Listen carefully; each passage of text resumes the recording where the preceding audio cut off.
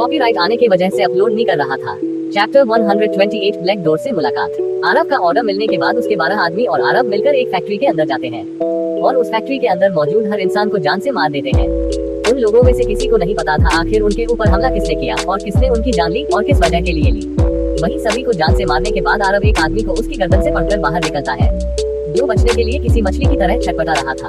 उसके हिलने डुलने की वजह से आरव परेशान हो गया था, इसलिए आरव उसकी गर्दन के एक एक्यूप्रेशर पॉइंट को दबा देता है, जिससे वह तुरंत बेहोश हो जाता है।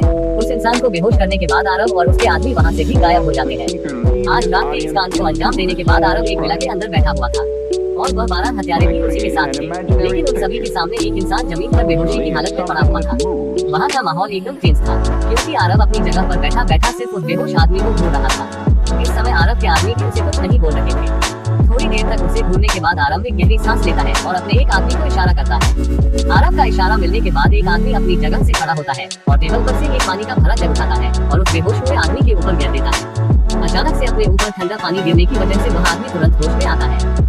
वह आदमी जैसे ही गर्दन ऊपर उठाकर देखता है तो उसके सामने एक इंसान बैठा हुआ था, जिसने काले रंग के कपड़े पहन रखे थे, लेकिन उस इंसान ने अपने चेहरे पर मास्क नहीं लगा रखा था, जिस वजह से उसका थोड़ा चेहरा साफ साफ दिखाई दे रहा था। वह इंसान और कोई नहीं बल्कि आरव था। उस इंसान के होश में आने के बाद आरव अपनी भारी और रोकदार आवाज में उस इंसान से कहता है, ब्लैक डोर के दिमाग में आखिर चल क्या रहा है, मुझे सच सच बताओ, वरना मैं तुम्हारी पूरी ऑर्गेनाइजेशन को बर्बाद करके किसी पुराने खंडहर में बदल दूंगा। इसलिए बेहतर यही होगा कि जितना तुम्हें पता है उतना सीधा बक दो। आरव की बात सुन वह आदमी काफी ज्यादा हैरान हो जाता है। ब्लैक डोर का नाम सुन उसकी आंखें हैरानी में बड़ी हो गई। अचानक से ब्लैक डोर का नाम सुनकर उस आदमी इस तरह की प्रतिक्रिया को देखकर आरव समझ गया था कि इसे कुछ न कुछ तो जरूर पता है। इसलिए आरव अपनी आंखें छोटी करके उस इंसान को ढूंढने लग जाता है। आरव के ढूंढने से उस इंसान को ऐसा लगता है जैसे कोई नुकीली तलवार उसके शरीर को भेदने की कोशिश कर रही है। इस तरह की आभा को महसूस कर उस इंसान का शरीर कांपने लगा गया था। उसे नहीं पता था आखिर सामने वाला कौन है, लेकिन वह इतना जानता था अगर उसने इसको ब्लैक डोर के बारे में सब कुछ नहीं बताया तो ये उसे जान से भी मार सकता है। इसलिए वह तुरंत अपना मुंह खोलते हुए कहता है, ब्लैक डोर का हेडक्वार्टर बोरीवली में है। ब्लैक डोर अंधेरी और दादर को कंट्रोल किए हुए है और ब्लैक डोर इस समय भिवंडी में है और वह भिवंडी में बैठा बैठा ही वह अंधेरी और दादर को कंट्रोल कर रहा है और मुझे इसके बारे में कुछ भी नहीं पता। उस इंसान की बात सुनने के बाद आरव एक बार उसकी आंखों में घूर कर देखता है ताकि वह ये पता लगा सके कि वह सच बोल रहा है या नहीं। जब आरव को विश्वास हो जाता है कि इस इंसान को इससे ज्यादा कुछ नहीं पता है तो वह उसको दोबारा बेहोश कर देता है और उसके हाथ पैर बांधकर विला में ही गिर देता है। आरव अपनी जगह पर बिल्कुल शांत बैठा था, जिस वजह से किसी को नहीं पता था आखिर उसके दिमाग में चल क्या रहा है। काफी देर तक कुछ सोचने के बाद आरव अपने आदमियों को ऑर्डर देते हुए कहता है, अंधेरी और दादर पर अपनी नजर बनाए रखो, वहाँ पर हो रही पल पल की खबर मुझे मिलनी चाहिए। आरव की बात सुन उसके आदमी अपनी गर्दन हिला देते हैं और फिर विला से बाहर निकल जाते हैं। उनके जाने के बाद आरव उस इंसान को विला के हॉल में ही गिरा रहने देता है और अपने कमरे में चला जाता है।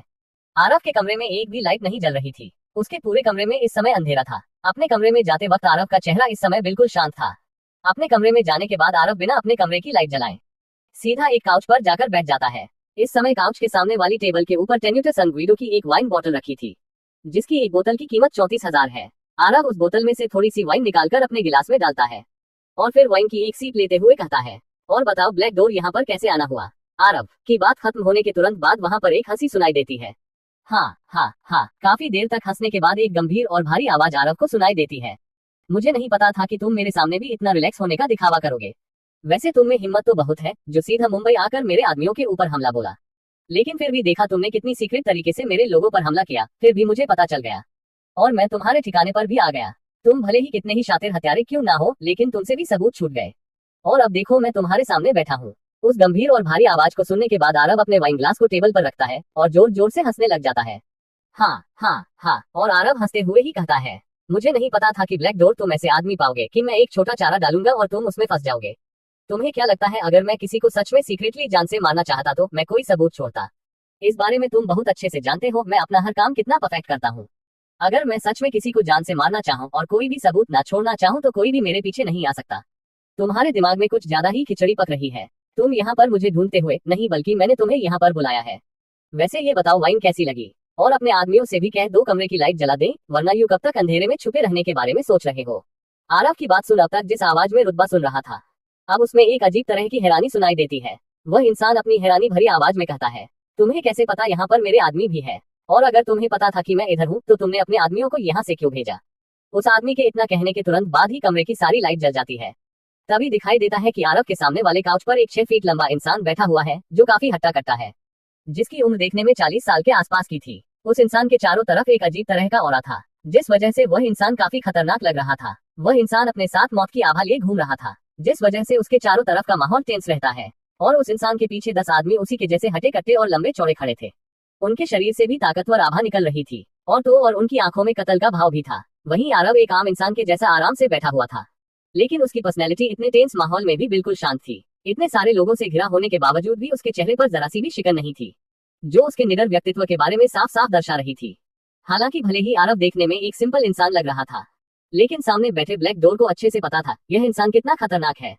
एक समय में ब्लैक डोर इस लड़के को कड़ी टक्कर देता था, लेकिन जैसे जैसे वक्त बीतता गया और ये लड़का ब्लैक डोर को पीछे छोड़कर ऊंचाइयों की बुलंदियों पर पहुंच गया था। हालांकि ब्लैक डोर एक ऐसा नाम था जो साउथ के पूरे अंडरवर्ल्ड को हिलाने की ताकत रखता था, लेकिन आज वही ब्लैक डोर मुंबई के एक छोटे से इलाके में फंस कर रह गया था। हालांकि कोई भी नहीं जानता था कि अंधेरी और दादर को ब्लैक डोर कंट्रोल करता है। ब्लैक डोर अपने समय में काफी जाना माना गैंगस्टर था, जिसके नाम से बड़े बड़े बिजनेसमैन भी कांपते थे। लेकिन एक समय ऐसा भी आया था जब ब्लैक डोर और डेविल एक साथ मिलकर काम करते थे, और जब ब्लैक डोर ने एक 15 साल के लड़के को इस तरह का रुतबा रखते देखा तो ब्लैक डोर भी आरव से काफी ज्यादा इंप्रेस हो गया था और आरव के साथ हाथ मिला लिया था। लेकिन शायद इन दोनों की यह जोड़ी ब्लैक डोर के आदमियों को पसंद नहीं आई थी, क्योंकि एक समय ऐसा आ गया था जब ब्लैक डोर हर छोटे से छोटे कार्य को इस लड़के से पूछने लग गया था, और सभी को ये लगता था कि ब्लैक डोर की मदद से ही आरव इतनी ऊंचाइयों पर पहुंच रहा है। इसीलिए ब्लैक डोर के आदमियों ने चुपकर आरव के ऊपर हमला कर दिया था। ब्लैक डोर के आदमियों को अपने ऊपर हमला करता देखकर आरव को ब्लैक डोर पर काफी ज्यादा गुस्सा आता है, और आरव ब्लैक डोर के पूरे अंपायर को बर्बाद कर देता है और उसे भागने पर मजबूर कर देता है। और उसी दिन से अंडरवर्ल्ड में ब्लैक डोर का नाम सुनने को नहीं मिलता। लेकिन आरव को इस समय ब्लैक डोर से मिलना था, इसलिए उसने तुरंत यह फैसला लिया और ब्लैक डोर के 400 से भी ज्यादा आदमियों को मौत के घाट उतार दिया। और शायद आरव ने जैसा सोचा था आखिर हुआ भी वैसा ही। ब्लैक डोर उसे ढूंढते हुए उसके पास पहुंच गया था। कमरे में लाइट जल जाने के बाद आरव ब्लैक डोर की तरफ देखता है, फिर अपनी वाइन की एक और सीप लेते हुए ब्लैक डोर से कहता है, देखो ब्लैक डोर, मेरी तुम्हारे साथ कोई जन्मों जन्म की दुश्मनी नहीं है, इसलिए मैं तुमसे यही चाहता हूँ कि तुम दोबारा से मेरे साथ हाथ मिला लो। लेकिन इस बार तुमने अगर गद्दारी की तो मैं तुम्हें भागने पर नहीं बल्कि दुनिया से भगा दूंगा। इसको तुम मेरी वार्निंग समझो या फिर सुझाव। तुम्हारे पास सोचने के सिर्फ 10 मिनट है। तुम्हें जो फैसला लेना है जल्दी लो, मेरे पास तुम्हारी तरह वह बर्बाद करने के लिए फालतू समय नहीं है। आरव इस समय हल्का एरोगेंट लग रहा था, लेकिन उसका एरोगेंट होना कोई गलत नहीं था, क्योंकि इस समय आरव जिस पोजीशन पर बैठा था उस पोजीशन पर ब्लैक डोर को अपने बलबूते से पहुंचने में काफी समय लगने वाला था। और वहीं अगर वह आरव से हाथ मिला लेता है तो वह पोजीशन जो उसने पहले खाई थी वही पोजीशन उसे दोबारा मिल जाएगी, वह भी एक ही झटके में। ये था इस समय डेविल का रुतबा। ब्लैक डोर आरव के दिए ऑफर को सुन थोड़ा गंभीर हो गया था और फिर कुछ सोचने लग जाता है। हालांकि जब आरव के ऊपर ब्लैक डोर के आदमियों ने हमला किया था तो उसमें ब्लैक डोर का कोई भी हाथ नहीं था, लेकिन आरव ने ब्लैक डोर से कुछ भी नहीं पूछा और उस पर सीधा हमला कर दिया। इसी कारण ब्लैक डोर और डेविल दोनों के बीच में दरार पैदा हो गई थी। और जब एक समय में दो बड़े गैंगस्टर लड़ते हैं तो इसका फायदा कोई तीसरा जरूर उठाता है। ब्लैक डोर को जैसे ही उस तीसरे इंसान के बारे में ध्यान आता है तो उसकी आंखों में गुस्सा बढ़ जाता है और कत्ल का भाव काफी ज्यादा गहरा हो जाता है। उसके चारों तरफ की आभा और भयंकर हो जाती है, यहाँ तक कि वह अपने चारों तरफ की मौत की आभा को भी इतना बढ़ा देता है जिससे उसके आदमियों को भी डर लगने लग गया था। लेकिन इन सब से बिल्कुल विपरीत आरव को इससे जरा सा भी फर्क नहीं पड़ रहा था। क्या आरव की बात मानकर ब्लैक डोर आरव से दोबारा से हाथ मिला लगा? आखिर वह तीसरा शख्स कौन था जिसने आरव और ब्लैक डोर की लड़ाई का फायदा उठाया? आखिर क्या है इस ब्लैक डोर की असली कहानी? आखिर अब क्या मोड़ लेने वाली है? ये रोमांचक कहानी जानने के लिए पढ़ते रहिए successor of hidden empire only on pocket FM। अगर आपको ये कहानी पसंद आ रही हो तो कृपया लाइक और कमेंट जरूर करें और इस कहानी को अच्छी रेटिंग देना ना भूले ताकि इस कहानी के नए चैप्टर बनाने के लिए मेरा मनोबल बना रहे। इस कहानी को अधिक से अधिक लोगों को शेयर करें ताकि ज्यादा से ज्यादा लोग इस कहानी का आनंद उठा सके। हमारी इस कहानी के नए चैप्टर को पढ़ने के लिए आपका बहुत बहुत शुक्रिया। चैप्टर 129 हाथ मिलाना। आरव अपने आदमियों को अंधेरी और दादर पर नजर रखने के लिए भेज देता है और फिर खुद अपने कमरे में आ जाता है जहां पर काफी अंधेरा था। आरव को पता था इस समय उसके कमरे में ब्लैक डोर है और ब्लैक डोर से बात करने के बाद आरव ब्लैक डोर को एक ऑफर देता है। आरव के ऑफर को सुन ब्लैक डोर आरव के ऑफर के बारे में सोचता है। तभी उसे याद आता है कि आरव और उसके बीच की लड़ाई में एक तीसरे बंदे ने उनकी लड़ाई का फायदा उठा लिया था। उस बंदे को याद करने के तुरंत बाद ब्लैक डोर को काफी ज्यादा गुस्सा आ जाता है, जिस वजह से उसके शरीर से काफी भयानक आभा निकलने लग जाती है, जिसे महसूस कर उसके आदमी भी डर जाते हैं। लेकिन इससे आरव को जरा सा भी फर्क नहीं पड़ता। ब्लैक डोर को इतना ज्यादा गुस्सा होता देखकर आरव एक गहरी सांस लेते हुए ब्लैक डोर से कहता है, देखो मुझे भी बाद में पता चला कि मुझ पर हमला करवाने में तुम्हारा कोई हाथ नहीं था। हालांकि मुझे पता है तुम मुझसे नाराज नहीं हो, तुम नाराज हो उससे जिसे तुम अपना खास मानते थे। तुम मेरा विश्वास करो, अगर तुम मेरा साथ देते हो तो मैं तुम्हें तुम्हारी गद्दी वापस दिलवा दूंगा और फिर तुम उस आदमी से भी अपना बदला ले सकते हो जिसने तुम्हें धोखा दिया था। अब फैसला तुम्हारे हाथ में है, तुम मेरा साथ देना चाहोगे या फिर उस धोखेबाज को ऐसे ही तुम्हारी कामयाबी का जश्न मनाने दोगे। आरव की बातें सुन ब्लैक डोर आरव की बातों को समझने की कोशिश करता है और काफी देर तक सोचने समझने के बाद ब्लैक डोर आरव को जवाब देते हुए कहता है, ठीक है, मैं तुम्हारे साथ दोबारा काम करने के लिए तैयार हूँ, लेकिन तुम मुझे ये बताओ, जब तुम्हें पता था कि तुम्हारे ऊपर हमला करवाने में मेरा कोई भी हाथ नहीं था, तो तुमने मुंबई में आने के तुरंत बाद मेरे ही आदमियों को ढूंढ कर क्यों मारा। ब्लैक डोर की बात सुन आरव के चेहरे पर मुस्कान आ जाती है। फिर आरव मुस्कुराते हुए ब्लैक डोर से कहता है, क्या तुम दोबारा से अपनी गद्दी को किसी और को देना चाहते हो। ब्लैक डोर, मुझे पता है तुम्हें झूठ से सख्त नफरत है। क्या तुम ये जानते हो तुम्हारे वह आदमी तुम्हारे लिए नहीं बल्कि कॉपर किंग के लिए काम करते थे। आरव की बात सुन ब्लैक डोर की आंखें हैरानी में बड़ी हो गई थी। उसे आरव की कही गई बातों पर विश्वास नहीं हो रहा था। उसे पता था कि उसके आदमी उसके लिए कितने वफादार थे, इसलिए वह आरव को ऐसे घूरता है जैसे उसके मन में क्या चल रहा है अभी पढ़ लेगा। ब्लैक डोर के लिए कॉपर किंग नाम बहुत ही डरावना सपना था, इसलिए वह आरव को अजीब तरह का लुक दे रहा था। वही आरव भी समझ गया था ब्लैक डोर को सिर्फ बातों से विश्वास नहीं दिलाया जा सकता, इसलिए वह ब्लैक डोर से कहता है, मुझे पता है तुम्हें मेरी बातों पर विश्वास नहीं होगा, लेकिन अगर सोचो मैं तुम्हें सबूत दे दूं कि तुम्हारे आदमी तुम्हारे लिए नहीं बल्कि कॉपर किंग के लिए काम करते हैं, तो क्या तुम तब भी मुझ पर शक करोगे। इतना कहने के बाद आरव दोबारा से अपनी ड्रिंक उठाता है और एक ही सांस में पूरी खत्म कर देता है और फिर कुछ पल के लिए शांत रहने के बाद आगे कहता है, तुमने मेरे साथ काम किया है तो तुम्हें ये तो पता होगा कि डेविल बिना सबूत के कोई बात नहीं करता। मुझे पता है कॉपर किंग से डील करना तुम्हारे लिए कितना मुश्किल है, लेकिन अगर कॉपर किंग से डील करने में मैं तुम्हारी मदद करूं तो फिर क्या तुम मेरे लिए काम करना पसंद करोगे।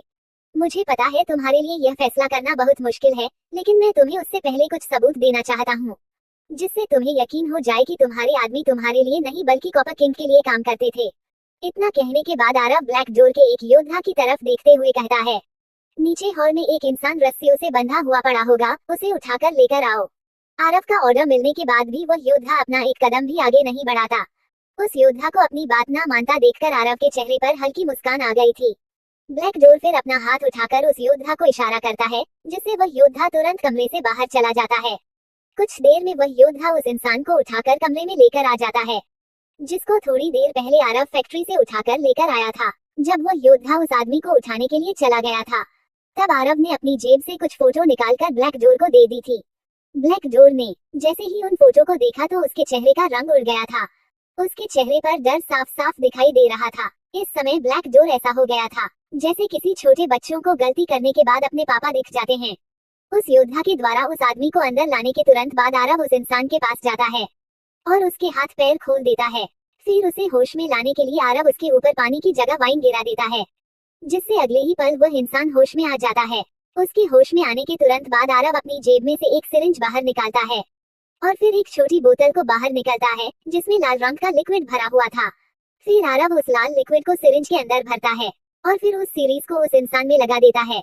आरव को उस आदमी के साथ इस बर्ताव को देखकर ब्लैक डोर तुरंत कहता है, डेविल ये क्या है, जिस पर आरव बड़ी ही शांति से कहता है, ब्लैक डोर यह एक खास तरह का लिक्विड है जो इंसान की कॉन्शियसनेस को खत्म कर देता है, जिस वजह से आदमी कुछ सोच समझ नहीं पाता, लेकिन उस अवस्था में हम उससे कोई भी सवाल करते हैं तो वह सच सच बता देता है। इतना कहने के बाद आरव पूरी सिरिंज के लिक्विड को उस आदमी के अंदर डाल देता है और फिर अपनी जगह पर आकर बैठ जाता है। तकरीबन 5 मिनट के बाद आरव उस आदमी की तरफ देखते हुए कहता है, तुम्हारा नाम क्या है। आरव की बात सुन वह आदमी बिना किसी भाव के जवाब देते हुए कहता है, मेरा नाम यश है। फिर आरव आगे पूछते हुए कहता है, तो फिर यश ये बताओ कि तुम ब्लैक डोर के लिए काम करते हो या फिर कॉपर किंग के लिए, और तुम्हें कॉपर किंग के बारे में जितना भी पता है मुझे सब बताओ। आरव के इस सवाल का जवाब देते हुए यश कहता है, मैं कॉपर किंग के लिए काम करता हूँ। मैं ब्लैक डोर की टीम में भी काम करता हूँ। मेरा काम ब्लैक डोर की हर गतिविधि पर नजर रखने का है, जिसके लिए कॉपर किंग मुझे अच्छी खासी रकम देता है। कॉपर किंग के लिए काम करके मैंने कई बार ब्लैक डोर के बहुत से राज उसे बताए हैं। मेरे नीचे काम करने वाला हर आदमी कॉपर किंग के लिए काम करता था। हम पैसे तो ब्लैक डोर से लेते थे, लेकिन काम कॉपर किंग के लिए करते थे। हमने कई बार ब्लैक डोर की मुखबिरी करके कॉपर किंग को बचाया है। हमारा ब्लैक डोर की गैंग में होने से कॉपर किंग को पता चला था कि ब्लैक डोर अभी जिंदा है, लेकिन ब्लैक डोर की मजबूरी देखकर कॉपर किंग उसे जिंदा छोड़ रहा था।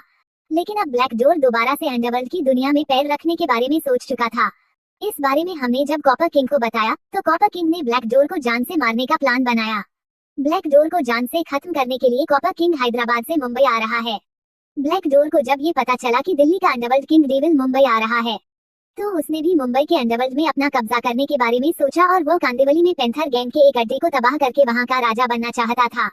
और हमारा प्लान था जैसे ही ब्लैक डोर कांदिवली में पैंथर गैंग का सफाया करेगा, अगले ही पल एक शार्प शूटर ब्लैक डोर को मार देगा और कांदिवली में कॉपर किंग का राज हो जाएगा।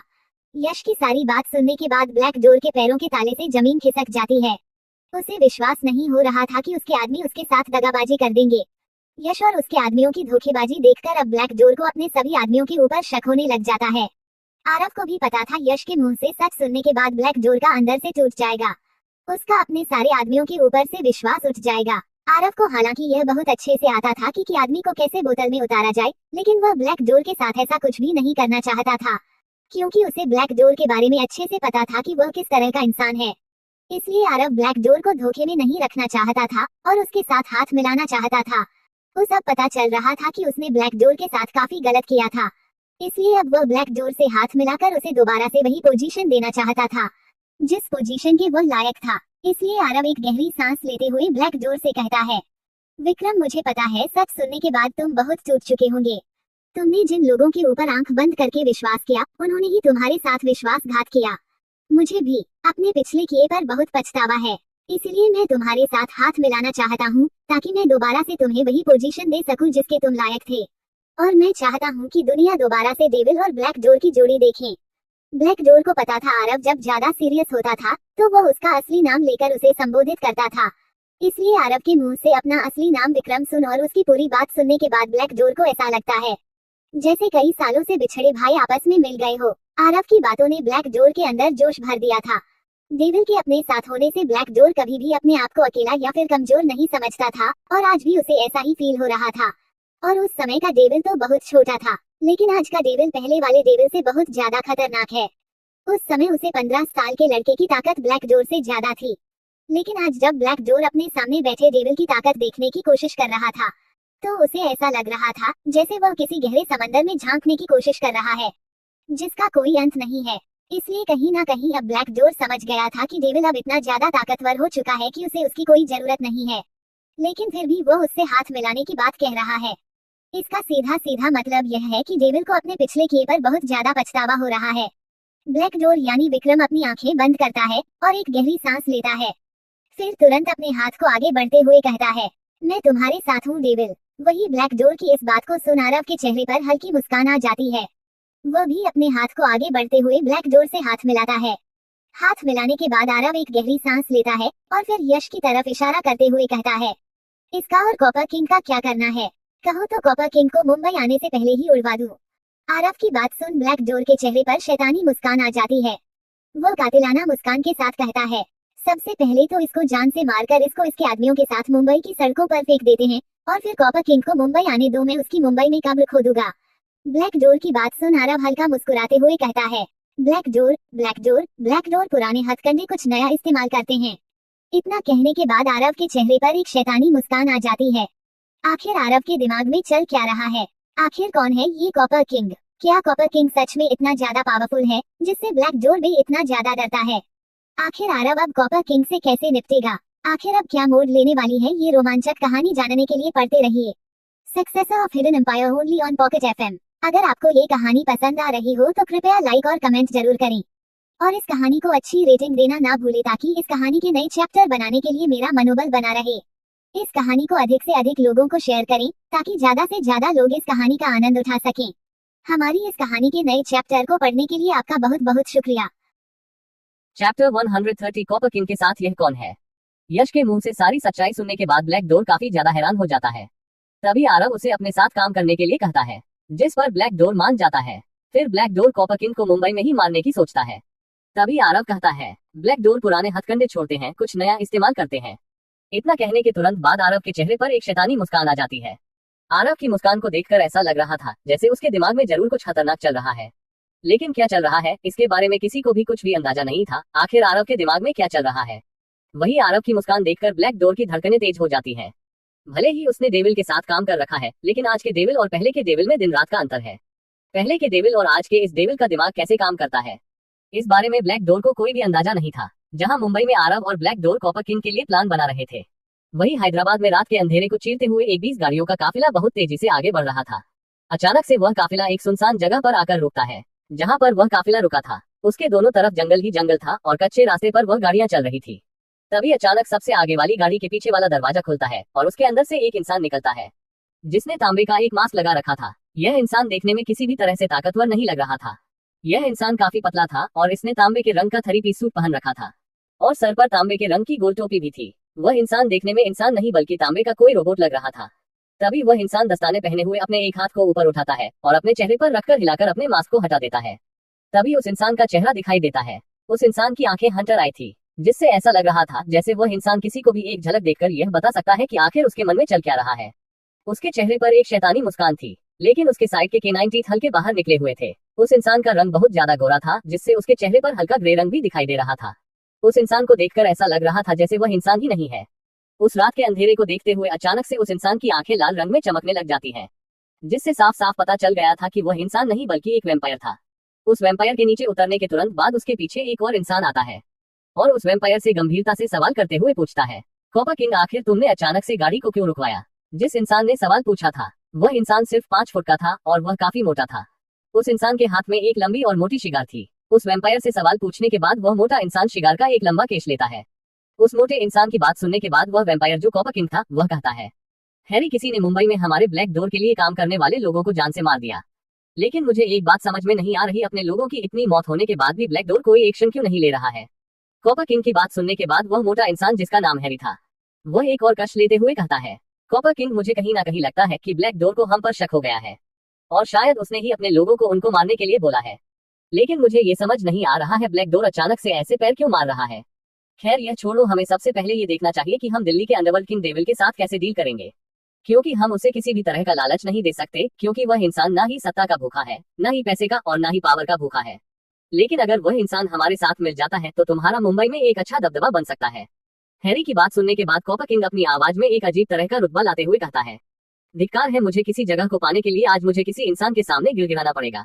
अगर मेरे पास मेरी वह पुरानी शक्तियां होती तो मैं कब का उस डेविल को खत्म करके कब का उसकी दिल्ली को अपने कब्जे में कर लेता। लेकिन आज मुझे मुंबई शहर के लिए भी उसके सामने झुकना पड़ रहा है।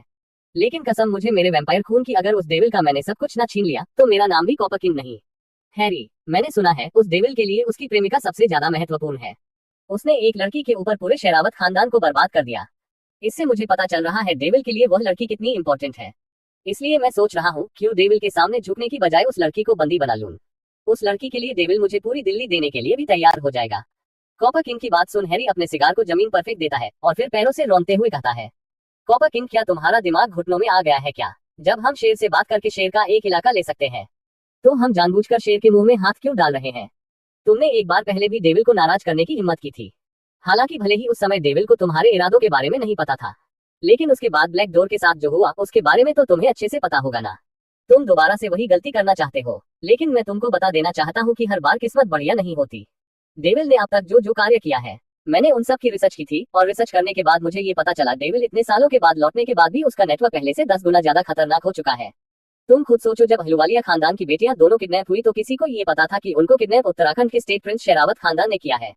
और तुम उत्तराखंड के शेरावत खानदान की ताकत के बारे में अच्छे से जानते हो। उनके पास इस तरह के एक्सपर्ट भी है जो पलक झपकने से भी कम समय में अपने दुश्मन को रौंदने की ताकत रखते हैं। और उस खानदान का मुकाबला तो हम अपने आदमियों के साथ भी नहीं कर सकते। ऐसे ही कोई खंडन स्टेट प्रिंस नहीं बन जाता। इस स्टेटस पर पहुंचने के लिए उस खानदान के पास अंडरवर्ल्ड में बहुत अच्छी पकड़ होनी चाहिए। तुम खुद ही अब उस इंसान की ताकत का अंदाजा लगा लो जिसके सामने इतना बड़ा खानदान भी नहीं टिक पाया। और तुम्हें अच्छे से पता है उस खानदान के राजा की मौत उस लड़की की वजह से ही हुई है जिसको तुम किडनैप करने के बारे में सोच रहे हो। इस बात का अंदाजा तुम खुद लगा सकते हो। अगर डेविल को पता चल गया कि तुम उसकी गर्लफ्रेंड का किडनैप करके अपना मतलब निकलवाना चाहते हो तो वह तुम्हें कितनी बेरहम मौत देगा। हैरी की बात सुनने के बाद कॉपर किंग गुस्से में एक गहरी सांस लेता है। उसके चेहरे पर फ्रस्ट्रेशन साफ साफ दिखाई दे रही थी। वह अपने दोनों हाथों की मुट्ठी बनाते हुए गुस्से में कहता है, डेविल डेविल डेविल, आखिर इसने दोबारा से अंडरवर्ल्ड में एंटर करने के बारे में क्यों सोचा? लेकिन मैं सबसे ज्यादा हैरान इस बात से हूँ क्योंकि उसे ताकत की दुनिया के बारे में पता चल गया है और उसकी ताकत देखने के बाद मुझे पूरा यकीन है कि वह इंसान जरूर इंसानी ताकत के मंडल में चक्रीय मंडल पर पहुंच गया है और उसके 2 या 3 कुंडलिनी चक्र जागृत है।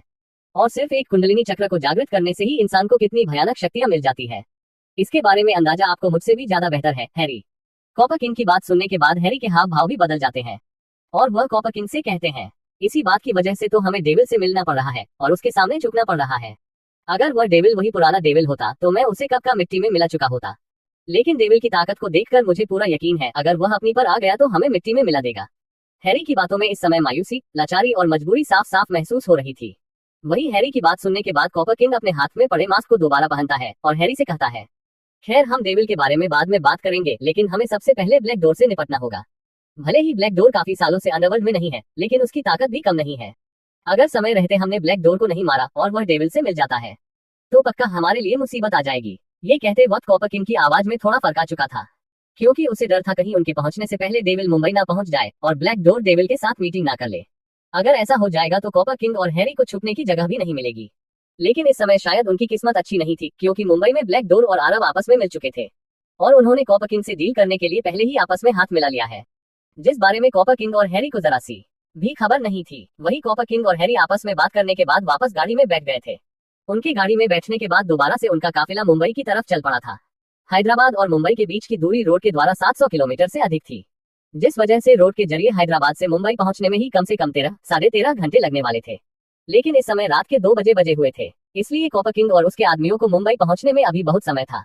लेकिन इस सुनसान रात में आरव और ब्लैक डोर के आदमियों ने आरव के प्लान के अनुसार अपना काम कर दिया था। जैसे ही अगली सुबह हुई तो मुंबई में एक अलग तरह की हलचल पैदा हो गई थी, क्योंकि मुंबई के वेस्टर्न एक्सप्रेस हाईवे पर 400 से अधिक लाशें मिली थी, जिसमें बहुत सी लाशों की गर्दन नहीं थी। लेकिन उन सभी लाशों की एक बात कॉमन थी, उन पर एक खोपड़ी का निशान जरूर बनाया गया था और उन लाशों के बगल में एक बैच पड़ा हुआ था। जब मुंबई पुलिस में इन सब के बारे में इन्वेस्टिगेशन किया तो उन्हें पता चला ये काम ब्लैक डोर और डेविल का है, क्योंकि इस तरह के हत्याकांड एक बार पहले भी हो चुके हैं जब ब्लैक डोर और डेविल मिलकर कार्य करते थे। हालांकि डेविल के आने की खबर नहीं मुंबई में भूकंप ला दिया था, लेकिन अब एक और अंडरवर्ल्ड डॉन ब्लैक डोर के आने से मुंबई के अंडरवर्ल्ड और बिजनेस वर्ल्ड में बहुत बड़ा परिवर्तन आने वाला है, क्योंकि उन्हें अब तक पता है जब एक बार पहले भी मुंबई में ब्लैक डोर और डेविल एक साथ आए थे तो इन्होंने मुंबई में किस तरह का कहर मचाया था। हालांकि ब्लैक डोर के भी अचानक गायब हो जाने से सभी को लगता था कि ब्लैक डोर मारा गया है और ब्लैक डोर को मारने वाला और कोई नहीं बल्कि डेविल है। लेकिन अचानक से ब्लैक डोर और डेविल के एक साथ आने से मुंबई में ही नहीं बल्कि आसपास के कई शहरों में हड़कंप मच गया था। क्या कॉपर किंग सच में एक वैम्पायर है? आखिर कॉपर किंग के साथ वह हैरी नाम का इंसान कौन था? आखिर ब्लैक डोर और डेविल के एक साथ आने की खबर से कॉपर किंग कैसे रिएक्शन देगा? आखिर अब आगे क्या होने वाला है, इस रोमांचक कहानी में जानने के लिए पढ़ते रहिए successor of hidden empire only on Pocket FM. अगर आपको ये कहानी पसंद आ रही हो तो कृपया लाइक और कमेंट जरूर करें और इस कहानी को अच्छी रेटिंग देना ना भूले, ताकि इस कहानी के नए चैप्टर बनाने के लिए मेरा मनोबल बना रहे। इस कहानी को अधिक से अधिक लोगों को शेयर करें ताकि ज्यादा से ज्यादा लोग इस कहानी का आनंद उठा सकें। हमारी इस कहानी के नए चैप्टर को पढ़ने के लिए आपका बहुत बहुत शुक्रिया। चैप्टर 131 आरव का अजीब प्लान। डेविल और ब्लैक डोर के एक साथ आ जाने की खबर नहीं मुंबई के साथ साथ कई शहरों में हड़कंप मचा दिया था। सभी को पता था कि ये दो इंसान कितने ज्यादा खतरनाक है। जब ये दोनों एक साथ मिल जाते हैं तो यह इतने ज्यादा ताकतवर हो जाते हैं कि ये दुनिया को अपने इशारों पर नचा सकते हैं। लेकिन इस समय दिल्ली में स्टेट गवर्नमेंट के सभी बड़े ऑफिसर्स की मीटिंग बैठी हुई थी, जिसमें सभी यही पूछ रहे थे आखिर डेविल दिल्ली से बाहर कब निकला और कैसे निकाला, क्योंकि उन्हें भी मुंबई में हुए हत्याकांड के बारे में पता चल चुका था। लेकिन सभी लोग इस बात से भी डर चुके थे, क्योंकि मुंबई में जाने के तुरंत बाद डेविल ने 400 से अधिक लोगों को मौत के घाट उतार डाला था। ये खबर कुछ ऐसी थी जिससे भारत का पूरा अंडरवर्ल्ड हिल सकता है, क्योंकि जिस तरह की ताकत डेविल और ब्लैक डोर ने दिखाई है उस तरह की ताकत तो टेररिस्ट के पास भी नहीं होती। हालांकि अंडरवर्ल्ड में एक रात में इससे भी कई गुना ज्यादा लोगों की जान गई थी, लेकिन सबसे खतरनाक बात यह थी कि सभी को एक चाकू से ही मारा गया है। इस हत्याकांड में किसी भी तरह के एडवांस्ड वेपन का इस्तेमाल नहीं किया गया था, जैसे गन, राइफल्स, स्नाइपर आदि। इस वजह से सभी को पता चल पा रहा था कि यह हत्याकांड कितना ज्यादा खतरनाक हुआ होगा। वही आज सुबह से सभी न्यूज चैनल पर एक ही खबर चलाई जा रही थी, मुंबई के वेस्टर्न एक्सप्रेस हाईवे पर 400 से अधिक लोगों की लाशें पाई गई। इतने बड़े हत्याकांड को अंजाम देने वाला दिल्ली का अंडरवर्ल्ड किंग डेविल और मुंबई का पुराना अंडरवर्ल्ड डॉन ब्लैक डोर है। आखिर अब क्या होने वाला है अंडरवर्ल्ड में? क्या इतने सालों के बाद इन दोनों के एक साथ आने से अंडरवर्ल्ड की ताकतों में हेरफेर होने वाला है? अगर आप सभी को लगातार इस मामले के बारे में जानकारी चाहिए तो देखते रहिए हमारे न्यूज चैनल को। कुछ इस तरह की खबरें हर न्यूज चैनल पर चल रही थी। कुछ तो न्यूज चैनल ने नेताओं को भी बुला लिया था और उनसे बहुत से सवाल पूछ रहे थे इस मामले के बारे में, जिस पर विपक्ष के नेता मौजूदा सरकार से सीधा सवाल कर रहे थे। लेकिन सभी को पता था कि गवर्नमेंट का इस मामले में कोई भी हाथ नहीं है। लेकिन सभी यह चाहते थे कि गवर्नमेंट जल्द से जल्द इन दोनों अंडरवर्ल्ड डॉन को पकड़ ले, बाकी दोबारा से मुंबई में शांति आ सके। और कहीं ना कहीं गवर्नमेंट को भी पता था कि क्या करना है। गवर्नमेंट ने भी अपने सभी पत्ते खोल दिए थे। डेविल और ब्लैक डोर को पकड़ने के लिए गवर्नमेंट बहुत से सीक्रेट मिशन चालू कर चुकी थी। अब देखना ये था क्या गवर्नमेंट के ये सीक्रेट मिशन डेविल या फिर ब्लैक डोर को पकड़ पाएंगे। जहां सभी लोग ब्लैक डोर और डेविल को पकड़ने के बारे में बात कर रहे थे, वही इस हत्याकांड को अंजाम देकर आरव और विक्रम यानी ब्लैक डोर इस समय एक गाड़ी में बैठे थे, जिस गाड़ी को आरव के 12 हत्यारों में से एक चला रहा था। इस समय आरव की गाड़ी के पीछे 2 और गाड़ी थी, जिनमें आरव के बाकी के 11 हत्यारे थे। इस समय ये तीनों गाड़ी ईस्टर्न एक्सप्रेस हाईवे पर काफी तेज रफ्तार में दौड़ रही थी, जो कुछ देर में मुंबई हाईवे पर चढ़ने वाली थी। आरव का सीधा प्लान था, वह वेस्टर्न एक्सप्रेस हाईवे पर लोगों को मारकर गिरने के बाद सभी लोगों का ध्यान वेस्टर्न एक्सप्रेस हाईवे पर चला जाएगा और इसी बात का फायदा उठाते हुए वह ईस्टर्न एक्सप्रेस हाईवे से मुंबई हाईवे पर चढ़ जाएगा और ओल्ड वाशी ब्रिज पर कॉपर किंग और उसके लोगों का इंतजार करेगा। वही किसी को अंदाजा नहीं था, वेस्टर्न एक्सप्रेस हाईवे पर हो रही चीजों के बारे में डेविल को सब पता है। और यही नहीं, यह सब करने का प्लान भी उसी का ही था। ओल्ड वाशी ब्रिज पर आरव और उसके आदमी ज्यादा जल्दी आ गए थे, इसलिए वह बिना रुके कालमबोली ब्रिज पर पहुंच गए थे। अब तक दोपहर के 2 बजे बज चुके थे, इसलिए आरव सभी को यही रुकने को कहता है। इस समय उनकी गाड़ी रोड के दूसरी साइड खड़ी थी। अपनी गाड़ी से बाहर निकल आरव हैदराबाद से मुंबई आने वाले रास्ते पर कूद जाता है। आरव के साथ ब्लैक डोर भी ऐसा ही करता है। आरव के 12 हत्यारे भी आरव के साथ आ जाते हैं। वहां पर पहुंचने के बाद वे सभी कुछ देर इंतजार करते हैं। तकरीबन 1 घंटे के बाद सभी को एक 20 गाड़ियों का काफिला आता हुआ दिखाई देता है। आरव की नजरें किसी चीज से भी ज्यादा खतरनाक थी, इसलिए वह तुरंत सारी गाड़ियों की अच्छे तरीके से देख पा रहा था। सारी गाड़ियों को देखने के तुरंत बाद अचानक से उसकी आंखें हैरानी में छोटी हो जाती है। वह तुरंत सभी को ऑर्डर देते हुए कहता है, इन गाड़ियों में से निकलने वाले किसी भी इंसान को जिंदा मत छोड़ना। मैं अभी 20 मिनट में आया। इतना कहने के बाद आरव वहां से हवा के झोंके की तरह गायब हो जाता है। आखिर आरव इस समय कहाँ गया होगा? आखिर इन गाड़ियों में कौन बैठे हुए हैं? क्या कॉपर किंग और हैरी सही सलामत मुंबई में एंटर हो पाएंगे? आखिर अब क्या मोड़ लेने वाली है ये रोमांचक कहानी जानने के लिए पढ़ते रहिए successor of hidden empire only on Pocket FM. अगर आपको ये कहानी पसंद आ रही हो तो कृपया लाइक और कमेंट जरूर करें और इस कहानी को अच्छी रेटिंग देना ना भूले, ताकि इस कहानी के नए चैप्टर बनाने के लिए मेरा मनोबल बना रहे। इस कहानी को अधिक से अधिक लोगों को शेयर करें ताकि ज्यादा से ज्यादा लोग इस कहानी का आनंद उठा सकें। हमारी इस कहानी के नए चैप्टर को पढ़ने के लिए आपका बहुत बहुत शुक्रिया। Thanks folded hands and sorry. Chapter 132 धमाकेदार एंट्री। आरव अपने आदमियों के साथ कंबोली ब्रिज पर पहुंच गया था। फिर आरव अपने आदमियों के साथ हैदराबाद से मुंबई आने वाले रास्ते पर कूद जाता है और 1 घंटे तक इंतजार करने के बाद सभी को बीच गाड़ियों का काफिला आता हुआ दिखाई देता है। आरव अपनी तेज निगाहों से सभी गाड़ियों को देखता है और तभी अपने आदमियों को ऑर्डर देते हुए कहता है, इन गाड़ियों में से उतरने वाले किसी भी इंसान को जिंदा मत छोड़ना। मैं अभी 20 मिनट में आया। इतना कहने के तुरंत बाद आरव वहां से हवा के झोंके की तरह गायब हो जाता है। वहां पर मौजूद किसी को नहीं पता था आखिर आरव कहां पर गया है। यहाँ तक कि ब्लैक डोर को भी नहीं पता था। वही आरव अचानक से गायब होकर अपनी पूरी तेज रफ्तार से जिस तरफ से आया था उसी तरफ उल्टा जा रहा था। लेकिन आरहा अचानक से रोड से कूद जाता है और मुंबई की भीड़ी गलियों से होते हुए काफी तेज रफ्तार में आगे बढ़ने लग जाता है। कुछ ही देर में आरव हैदराबाद से मुंबई जाने वाले मुंबई नासिक एक्सप्रेस हाईवे पर काफी तेज रफ्तार में दौड़ रहा था। मुंबई में मौजूद किसी को अंदाजा नहीं था कि मुंबई नासिक एक्सप्रेस हाईवे पर एक ऐसी आपदा दौड़ रही है जिसके आने से पूरा मुंबई अब कांपने वाला है। अचानक से मुंबई नासिक एक्सप्रेस हाईवे पर सभी को एक जोरदार हुकार देती है। उस हुकार को सुन ऐसा लग रहा था जैसे एक बेहद खतरनाक बेड़ियों से बंधे सांप को मुक्त कर दिया गया हो, जो अगले ही पल अपने शिकार को डसने के लिए अपने फन फैलाए खड़ा हो। उस हुकार को सुन मुंबई नासिक एक्सप्रेस हाईवे पर दौड़ती 20 काले रंग की गाड़ियां अचानक से रुक जाती है। उन गाड़ियों के रुकने के तुरंत बाद आगे वाली गाड़ी में एक आकृति जाकर टकरा जाती है, जिससे उस गाड़ी में एक बहुत बड़ा धमाका होता है और अगले ही पल वह गाड़ी आग की लपटों में जलने लग जाती है। अचानक गाड़ी में धमाका होकर आग लगने की वजह से गाड़ी में बैठे लोग बुरी तरह से घायल हो जाते हैं और 2 इंसान तो बहुत बुरी तरह से मौके पर ही जलकर मर जाते हैं। लेकिन तभी उस गाड़ी के पीछे वाले दोनों दरवाजे टूटकर बाहर गिर जाते हैं और उनके अंदर से 2 काले रंग की आकृति बिजली से भी तेज रफ्तार में बाहर निकलती है। अचानक से पहले वाली गाड़ी में आग लगने की वजह से बाकी गाड़ियों में बैठे लोग तुरंत अपनी अपनी गाड़ियों में से बाहर निकलने लग जाते हैं। वह सभी लोग हर तरह के एडवांस हथियार से लैस थे। उन सभी लोगों की संख्या 45 थी और वह 45 लोग तुरंत उन दोनों लोगों को सिक्योरिटी देने के लिए तुरंत उनको कवर कर लेते हैं और अपनी अपनी बंदूकों को आगे की तरफ कर लेते हैं। उन्हें देखकर ऐसा लग रहा था जैसे वह किसी भी पल गोली मारने के लिए तैयार है। तभी सभी को उस आग लगी गाड़ी के ऊपर बैठा हुआ एक इंसान दिखाई देता है, जो इस समय आग में बैठा हुआ था। उस इंसान का चेहरा बिल्कुल भी दिखाई नहीं दे रहा था। वह इंसान हल्के से गाड़ी के ऊपर अपना पैर मरता है, जिससे अगले ही पल गाड़ी के चारों टायर फटकार बाहर निकल जाते हैं। तभी सभी को दिखाई देता है कि वह आकृति गाड़ी के ऊपर खड़ी होती है और सीधा रोड पर कूद जाती है। तभी वह सभी 45 योद्धा देखते हैं कि गाड़ी से कूदने वाले इंसान ने black shoes, black pant, black shirt, black basket और ब्लैक लॉन्ग ओवरकोट। उस इंसान ने गोल्ड ब्लैक हैट भी पहन रखी थी। उस इंसान के चेहरे पर एक काला मास्क था जो उसके पूरे चेहरे को ढके हुए था। बस उस इंसान की बेल्ट का नकल सिल्वर कलर का था, जिसके ऊपर एक खोपड़ी का निशान बना हुआ था। लेकिन आग में बैठे होने के बावजूद भी उस इंसान के कपड़े बिल्कुल भी जले हुए नहीं थे। इस दृश्य को देखकर ऐसा लग रहा था जैसे कोई इनविजिबल पावर उसके कपड़ों की भी रक्षा कर रही थी। तभी वह इंसान अपनी मास्क में लगे वॉइस चेंजर की वजह से अपनी भयानक और खतरनाक आवाज के साथ कहता है, कॉपर किंग, मुंबई में तुम्हारा बहुत बहुत स्वागत है। वैसे तुमने उम्मीद तो नहीं की होगी कि मुंबई में ढंग से एंटर होने से भी पहले तुम्हें मैं मिल जाऊंगा। वैसे तुमने मेरे दोस्त को जान से मारने का प्लान काफी अच्छा बनाया था, लेकिन शायद तुम ये भूल गए कि ब्लैक डोर एक समय में डेविल के साथ काम करता था। लेकिन आज अपने सामने उसी डेविल को देखकर तुम्हें कैसा लग रहा है? हाँ, यह इंसान और कोई नहीं बल्कि आरव यानी डेविल था। डेविल की आवाज इतनी भयानक और खतरनाक थी कि उन 45 योद्धाओं को अपने शरीर के रोंगटे खड़े होते हुए महसूस हो चुके थे। और जिस तरह से डेविल गाड़ी में लगी आग के ऊपर बैठा हुआ था, उसे देखकर ऐसा लग रहा था जैसे वह कोई मौत का देवता हो। और वैसे भी उन सभी का डरना जायज था, क्योंकि कोई भी आम इंसान इस तरह से आग के बीच में नहीं बैठ सकता। वही अचानक से इस हरकत से पूरा रोड जाम हो चुका था। और जब सभी लोगों ने उस काले कपड़े पहने वाले इंसान की आवाज सुनी तो सभी का सांस ऊपर का ऊपर नीचे का नीचे रह गया था।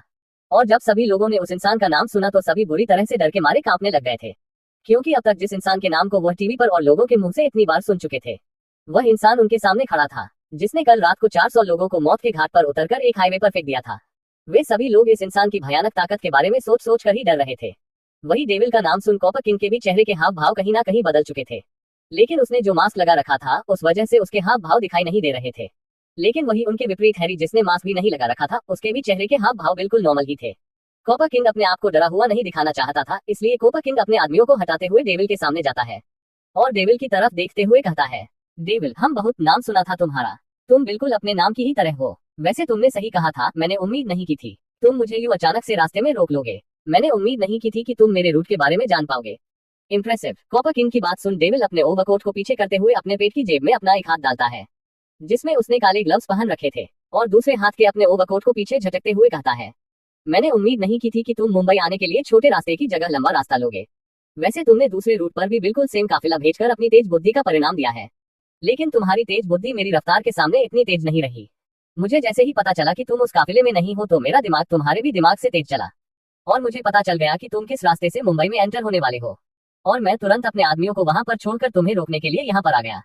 और इतना तो तुम्हें भी पता होगा कि तुम्हारा वह काफिला इस वक्त कहाँ तक पहुंचा है।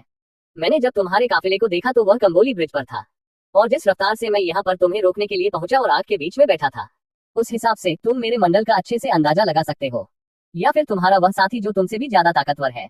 डेविल की बात सुन इस समय कॉपर किंग के रोंगटे खड़े हो गए थे।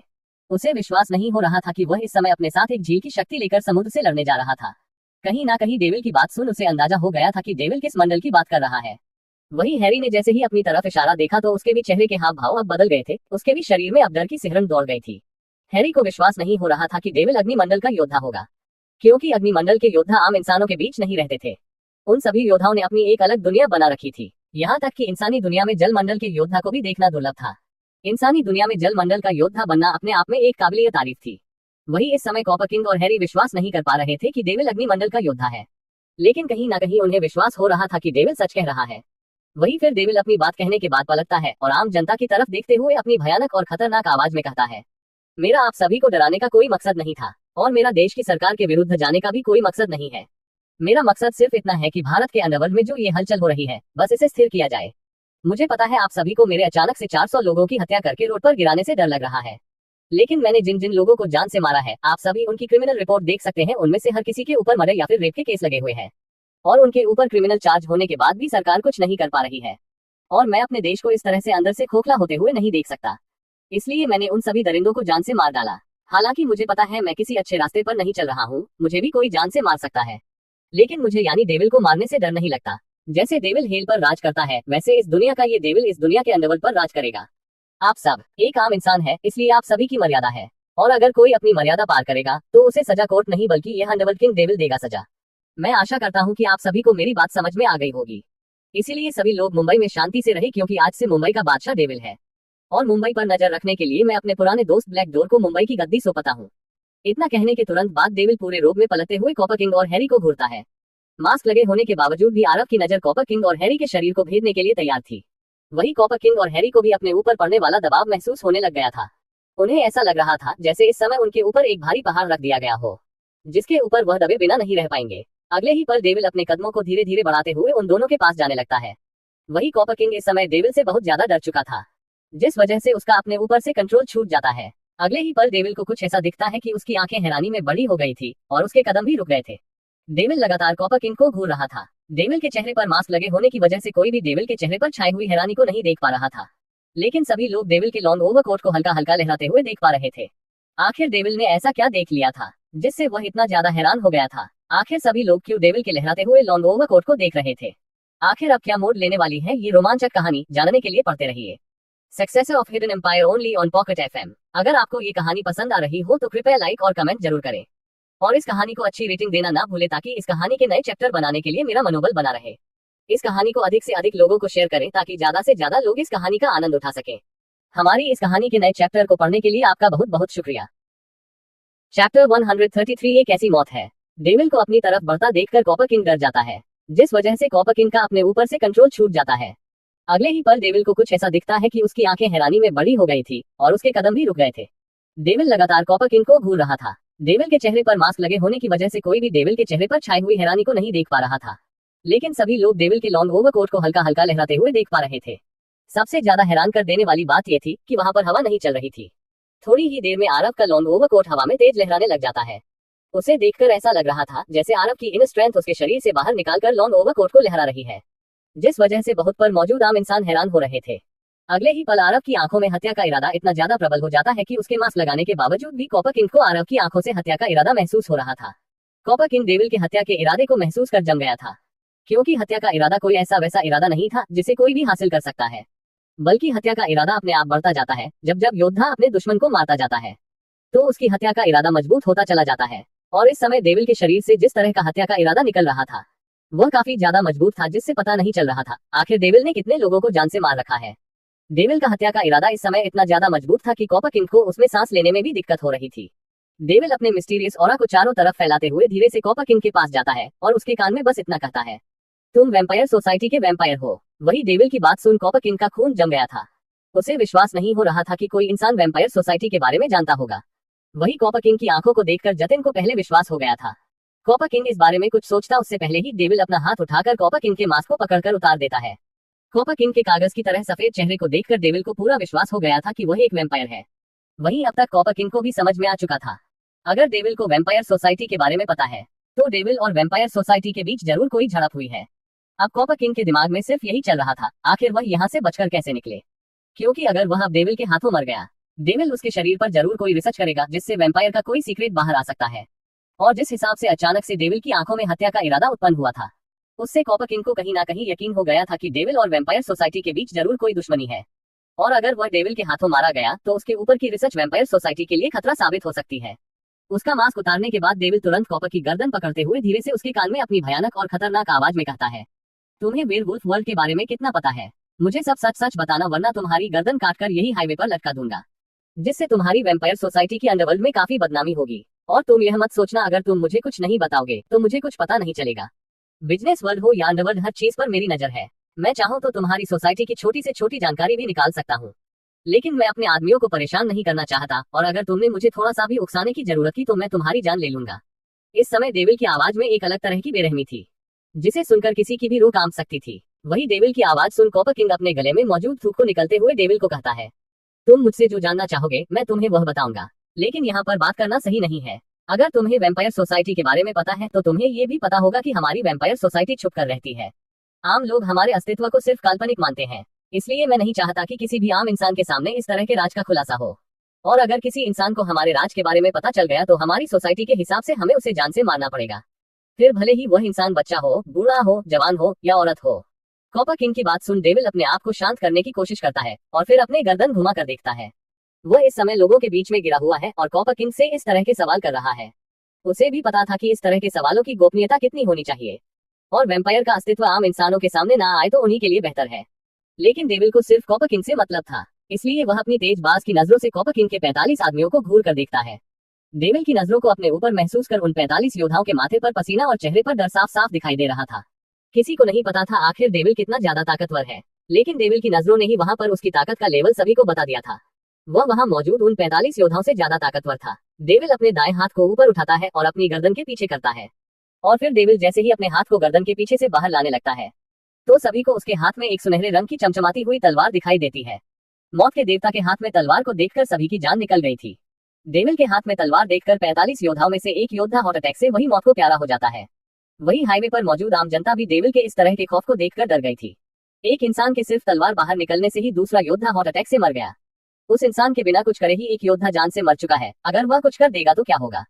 हालांकि यह घटना थोड़ी हास्यास्पद भी थी। अचानक से एक योद्धा को मारता देखकर इस समय तलवार पड़े डेविल का दिमाग का अचानक से किसी छोटे बच्चों के जैसा हो गया था। वह तुरंत उस योद्धा की तरफ देखते हुए अपने मन में कहता है, ओ भाई ओ चचा उठ ले, वैसे अगर सभी लोग ऐसे ही मर जाए तो मेरा काम कितना आसान हो जाएगा। मुझे तो बस फिर जाना होगा और अपनी तलवार निकालनी होगी, इसके जैसे योद्धा वहीं पर मर जाएंगे और मैं वहां का राजा बन जाऊंगा। वाह, वैसे भगवान तेरी आत्मा को शांति दे। हालांकि अगर वहां पर मौजूद कोई भी इंसान डेविल के मन में चल रहे इस वाक्य को सुन लेता तो काफी ज्यादा हैरान हो जाता, क्योंकि अंडरवर्ल्ड का इतना बड़ा डॉन इस तरह की बच्चों के जैसे बातें कर रहा है। लेकिन इन सब से बिल्कुल विपरीत उन सभी योद्धाओं को उस योद्धा से जलन हो रही थी, क्योंकि उसे इस क्रूर इंसान के हाथों से मारना नहीं पड़ा था, वरना ये सामने वाला इंसान उसे किस तरह से मारता उसने इस बारे में सोचा भी नहीं होगा।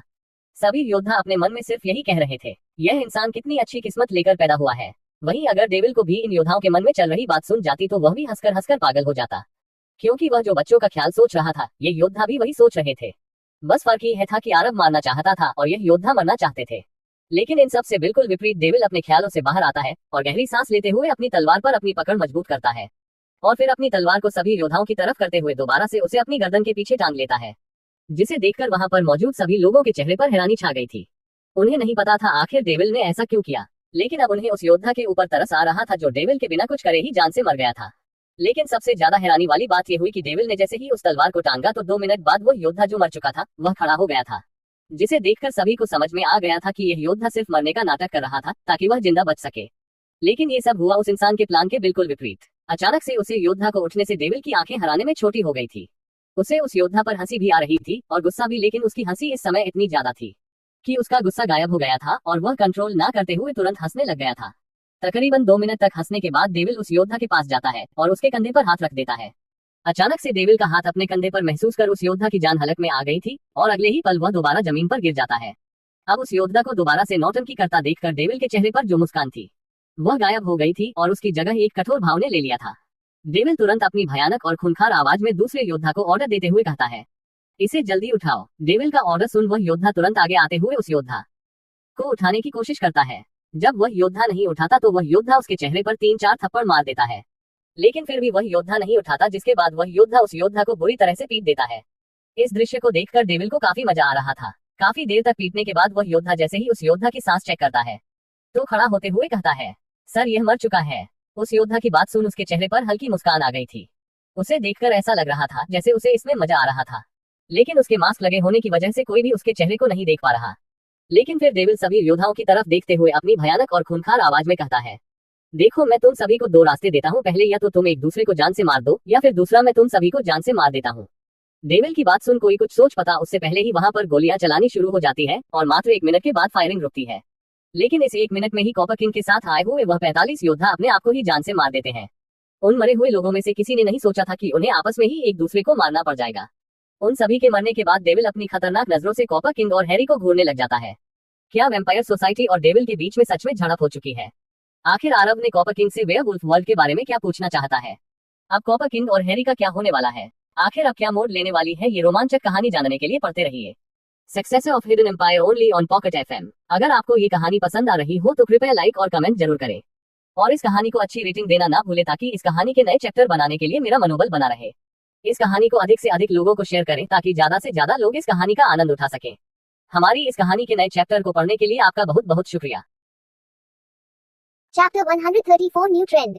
उस योद्धा के हार्ट अटैक से मर जाने के बाद डेविल बाकी के योद्धाओं को आपस में जान से मारने के लिए कहता है। डेविल की बात सुन वह योद्धा आपस में एक दूसरे को जान से मार देते हैं। उन सभी के मरने के बाद डेविल कॉपर किंग और हैरी को घूर कर देखता है। डेविल की नजर ने ही उन दोनों के रोंगटे खड़े कर दिए थे। वही आम जनता अचानक से गोली चलने की वजह से काफी ज्यादा डर गई थी, इसलिए वह सभी दौड़कर जाकर अपनी अपनी गाड़ियों में छिप जाते हैं। फायरिंग रुकने के बाद वह सभी दोबारा से बाहर आकर सामने का नजारा देखते हैं, जहां पर इस समय 45 योद्धाओं के शरीर गोलियों से छलनी हुए पड़े थे और वह सभी जान से मारे जा चुके थे।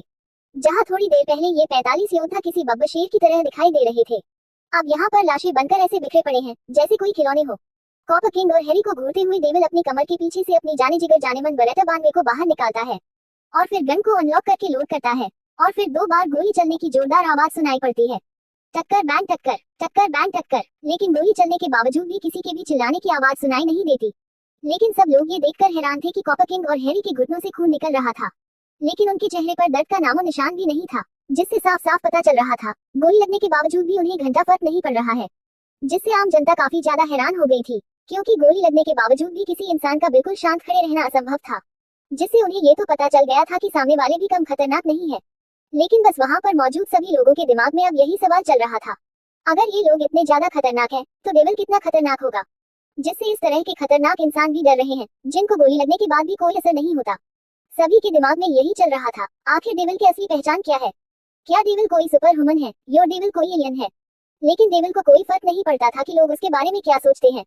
गोली चलाने के बाद डेविल वापस से अपनी बंदूक को अपनी कमर के पीछे टांगता है और फिर कॉपर किंग और हैरी का एक हाथ पकड़कर अपनी इनर स्ट्रेंथ का इस्तेमाल करते हुए उनको जोर से खींच देता है।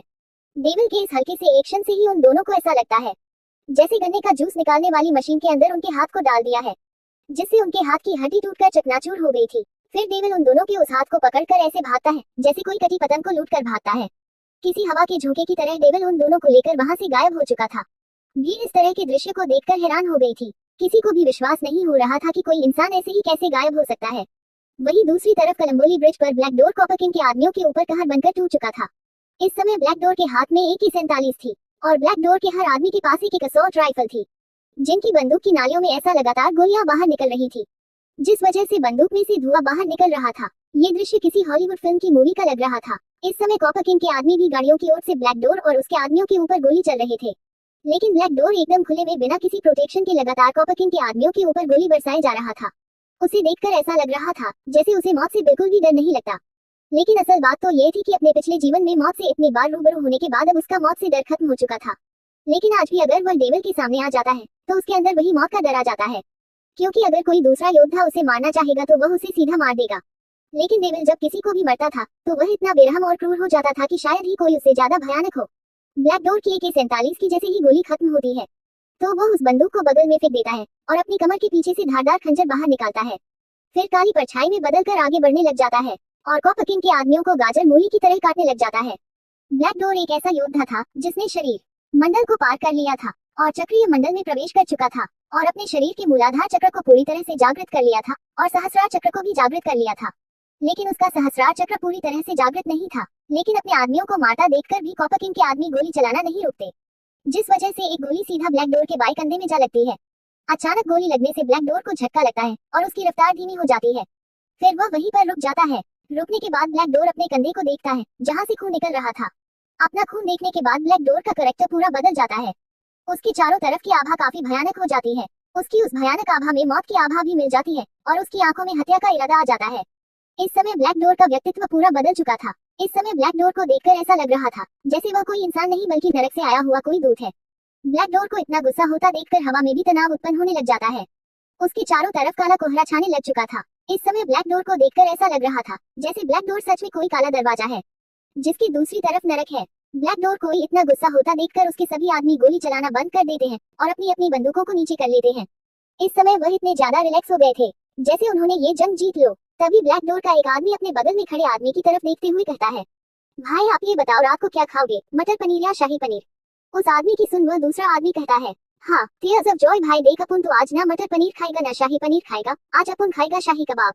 उस दूसरे आदमी की बात सुन वह पहले वाला आदमी भी हंसने लग जाता है और कॉपर किंग के आदमियों की तरफ इशारा करते हुए कहता है, हाँ कोल्ड स्वेट स्माइल भाई, आपने अपना तो बता दिया, लेकिन आप मुझे ये बताओ वो रात को क्या खाएंगे? जिस पर वह दूसरा आदमी मुस्कुराते हुए कहता है, वे उनके लिए तो मुझे ऊपर जाकर पूछकर आना पड़ेगा कि वह क्या खाएंगे, लेकिन अब उनका दिमाग खराब नहीं है जो उनके खाने के लिए मैं ऊपर जाऊं। उसका इतना कहने के बाद ब्लैक डोर के सभी आदमी हंसने लग जाते हैं। उस ब्रिज पर भी अचानक से लड़ाई होने की वजह से सभी आम इंसान रुक गए थे और ब्लैक डोर के आदमियों को अचानक से रुक जाना और ऐसे हंसकर बातें करना उन्हें कुछ समझ नहीं आ रहा था। लेकिन अगले ही पल जो हुआ उसे देखकर उन सभी की आंखें फटी की फटी रह गई थी, क्योंकि ब्लैक डोर अपने खंजर पर अपनी पकड़ मजबूत करता है और काली परछाई की तरह वहां से काफी तेजी से आगे बढ़ता है। कॉपर किंग के हर आदमी की गर्दन को मक्खन की तरह काटता हुआ चला जाता है। उन सभी की गर्दन को कटता देखकर ऐसा महसूस हो रहा था जैसे कोई अदृश्य हाथ उन सभी की गर्दन को काट रहा है।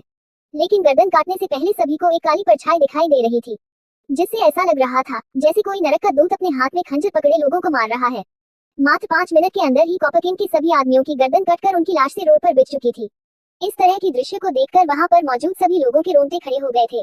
किसी को अपनी आंखों पर विश्वास नहीं हो रहा था कि एक अकेला इंसान इतने सारे लोगों को जान से मार सकता है, और वह भी हथियार बंद लोगों को। आखिरी आदमी को मारने के बाद ब्लैक डोर जैसे ही रुकता है तो उसके चेहरे और कपड़ों पर खून के दाग लगे हुए थे, जिससे ब्लैक डोर देखने में किसी खून के प्यासे जानवर के जैसा लग रहा था। ब्लैक डोर के रुकने के तुरंत बाद उसका एक आदमी चिल्लाते हुए उसे कहता है, बॉस, बिग बॉस डेविल का फोन था, वह हमें जल्द से जल्द सिंह मैंशन में बुला रहे हैं। अपने आदमी की बात सुनने के बाद ब्लैक डोर अपने खंजर पर लगे खून को पूछता है और जाकर रोड की दूसरी तरफ कूद जाता है। उसके साथ उसके आदमी भी दूसरी तरफ कूद जाते हैं और अपनी अपनी गाड़ियों में बैठकर वहां से तुरंत निकल जाते हैं। भीड़ में मौजूद सभी लोग तुरंत अपनी अपनी गाड़ियों में बैठकर तुरंत वहां से निकल जाते हैं। कोई भी इस मामले में नहीं पड़ना चाहता था। जो इंसान इतने सारे हथियार बंद लोगों को जान से मार सकता है, तो वह उन लोगों का क्या असर करेगा, इस बारे में कोई कुछ नहीं जानता था। और वैसे भी सभी लोग पुलिस के मामले से भी दूर रहना चाहते थे, इसीलिए सभी लोग अपनी अपनी गाड़ियों में बैठकर वहां से निकल जाते हैं। लेकिन हैदराबाद से मुंबई आने वाले दोनों रास्तों के ऊपर बीच में सरेआम लोगों को जान से मारा गया था। हालांकि आम जनता में से बहुतों ने ब्लैक डोर और डेविल की वीडियो बनाकर सोशल मीडिया पर अपलोड कर दी थी और उनकी इस वीडियो ने ऐसी धूल पकड़ी कि देखते ही देखते पूरे इंटरनेट पर यह खबर फैल चुकी थी। हालांकि 2 घंटे के अंदर अंदर ही ब्लैक डोर और डेविल की वीडियो जिस चैनल और आईडी से अपलोड हुई थी, वह दोनों सोशल मीडिया की साइट से उड़ चुकी थी। लेकिन इन 2 घंटों में ही बहुत से चैनल बहुत सी साइट पर यह वीडियो अपलोड हो चुकी थी और सब जगह फैल चुकी थी। ये वीडियो इतनी तेजी से फैली थी कि मुंबई पुलिस के बड़े अधिकारियों तक भी यह वीडियो पहुंच गई थी। पूरे बिजनेस वर्ल्ड अंडरवर्ल्ड में भी यह वीडियो किसी जंगल में लगी आग की तरह फैल चुकी थी। यहाँ तक कि मुंबई के बाहर भी कई शहरों में यह वीडियो फैल गई थी। इस वीडियो को इतना ज्यादा फैलाया जा रहा था कि देखते ही देखते पूरे महाराष्ट्र में यह वीडियो ट्रेंडिंग पर आ गई थी। लेकिन महाराष्ट्रियन गवर्नमेंट ने सोशल मीडिया की साइट पर से इन सभी वीडियो को उड़ाना शुरू कर दिया था, जिस वजह से यह मामला और ज्यादा धूल नहीं पकड़ पाया। हालांकि अब तक सभी लोगों ने इस वीडियो को देख लिया था, जिससे ये तो पता चल गया था कि अब मुंबई किसी छोटी मोटी गैंग के हाथ में नहीं है, बल्कि एक बहुत ही पावरफुल इंसान के हाथ में चली गई है, जिसको किसी का कोई डर नहीं है, जो सरेआम लोगों को जान से मार रहा है। हालांकि लोग ब्लैक डोर के अलावा डेविल की वीडियो को ज्यादा पसंद कर रहे थे। मुंबई में सभी लोग डेविल की लुक के बारे में बात कर रहे थे, खासकर डेविल के चेहरे पर लगे उस वॉइस चेंजर मास्क की। सभी लोग वीडियो में डेविल के खौफ को देखकर बहुत ज्यादा डर चुके थे, क्योंकि डेविल के एक बार कहने से ही दुश्मन खुद ही अपने लोगों को जान से मार रहा था। हालांकि जिन्होंने अब तक डेविल की वीडियो डाउनलोड कर ली थी, उन्होंने तो अब डेविल के उस लॉन्ग ओवरकोट को झटकने की वीडियो क्लिप काटकर मीम बनाना शुरू कर दिया था और डेविल के इस एक्शन पर तो एटीट्यूड वीडियो बननी शुरू हो गई थी। कुछ दिनों में महाराष्ट्र के यंगस्टर्स के बीच में डेविल का यह अपने लॉन्ग ओवरकोट को झटकने का ट्रेंड बन चुका था। सभी लोग डेविल के जैसा लॉन्ग ओवरकोट खरीद रहे थे और डेविल की स्टाइल को कॉपी करके इंटरनेट और सोशल मीडिया पर अपलोड कर रहे थे। वही आरव सिंह मेंशन में बैठकर अपने फोन में अपनी वीडियो को देखकर हंस रहा था और लोगों की बनाई हुई वीडियो को भी देख रहा था। आखिर आरव ने ब्लैक डोर को सिंह मेंशन में क्यों बुलाया? आखिर इन दिनों में आरव और ब्लैक डोर ने क्या किया होगा?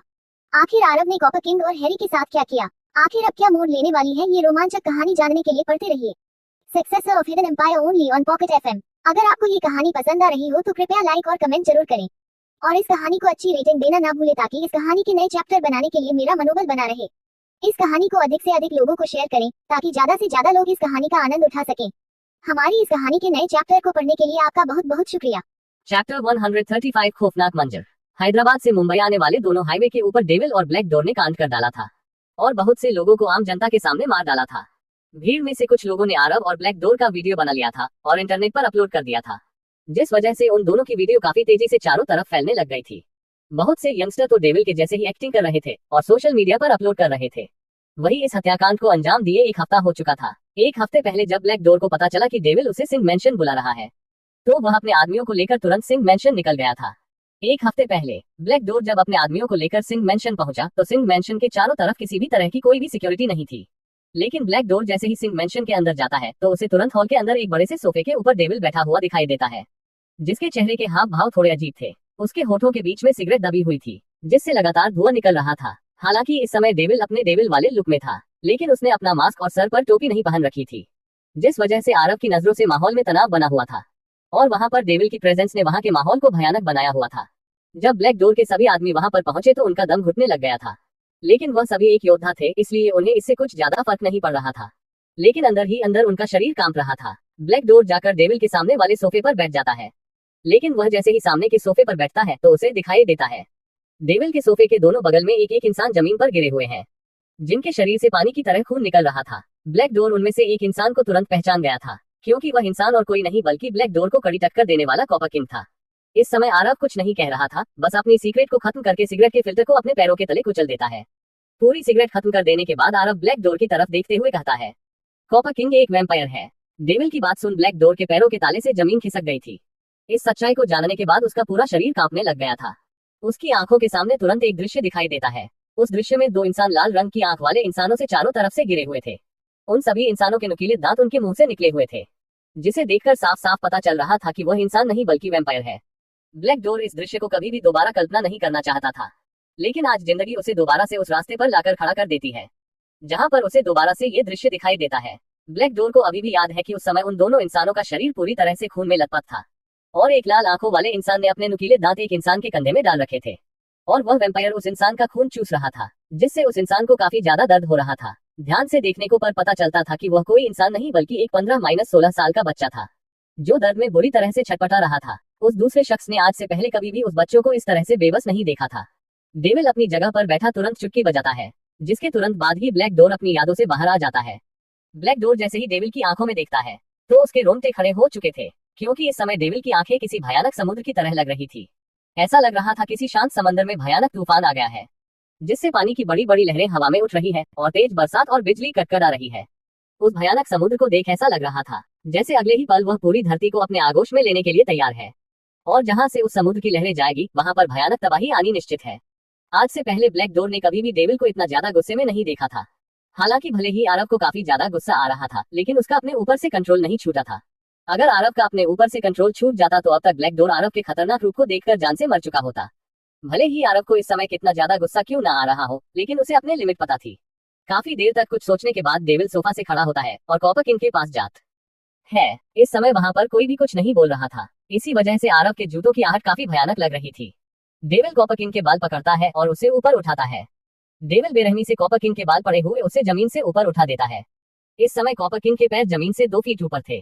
कॉपर किंग दर्द में बुरी तरह से झटपटा रहा था। डेविल उसे ऊपर से ही छोड़ देता है, जिस वजह से एक धड़ाम की आवाज के साथ वह नीचे गिर जाता है और अगले ही पल उसका पूरा शरीर काफी तेजी से ठीक होने लग जाता है।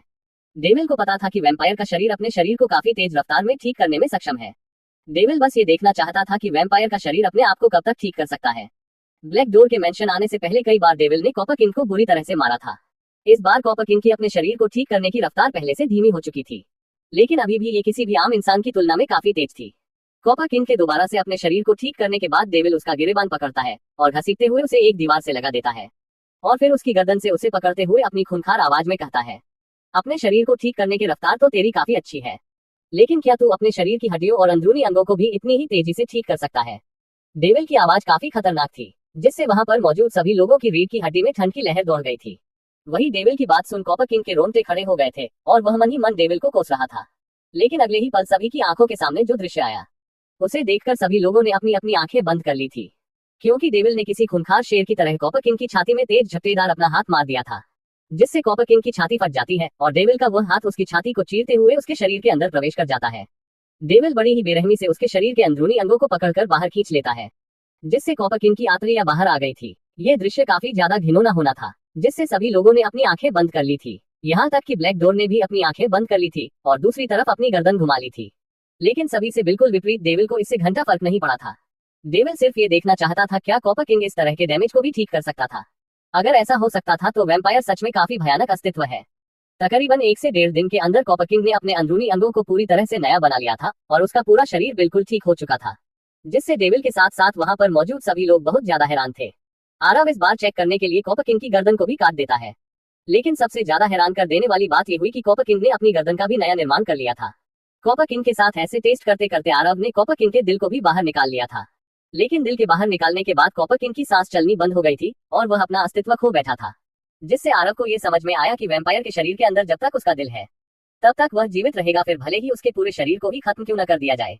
वैम्पायर अपने दिल पर लगी घाव को जल्दी ठीक नहीं कर सकते थे और अगर उनका दिल पूरी तरह से डैमेज हो जाए तो ही उन्हें मारा जा सकता है। इस रिसर्च सही है तो पता चला था कि वैम्पायर की भी कोई कमजोरी है और आरव को यह भी पता चला था कि वैम्पायर एक समय सीमा तक ही अपने शरीर को ठीक कर सकते हैं। लेकिन सबसे चौंका देने वाली खबरें हुई थी कि अगर कोई वैम्पायर काफी ज्यादा घायल है, उसका शरीर का अंत कट चुका है, लेकिन फिर भी अगर उस वैम्पायर को इंसान का खून पिला दिया जाए तो वह पहले से भी काफी तेज रफ्तार में अपने शरीर को ठीक कर सकते हैं या फिर अपने नए अंग उगा सकते हैं। आरव ने इस टेस्ट को करने के लिए अस्पताल से मरे हुए लोगों का खून इकट्ठा किया था। वैम्पायर के बारे में जानने के लिए डेविल ने गूगल पर भी बहुत पढ़ा था, लेकिन आरव ऐसे ही तो किसी चीज पर विश्वास नहीं कर सकता था। इसीलिए कॉपर किंग के साथ उसने हर उस टेस्ट को किया जो गूगल पर दिया हुआ था, जिनमें से बहुत से मान्यताएं सच भी हुई थी और बहुत सी झूठ भी। कॉपर किंग के मरने के बाद डेविल ने कॉपर किंग के शरीर को समंदर में फेंक दिया था।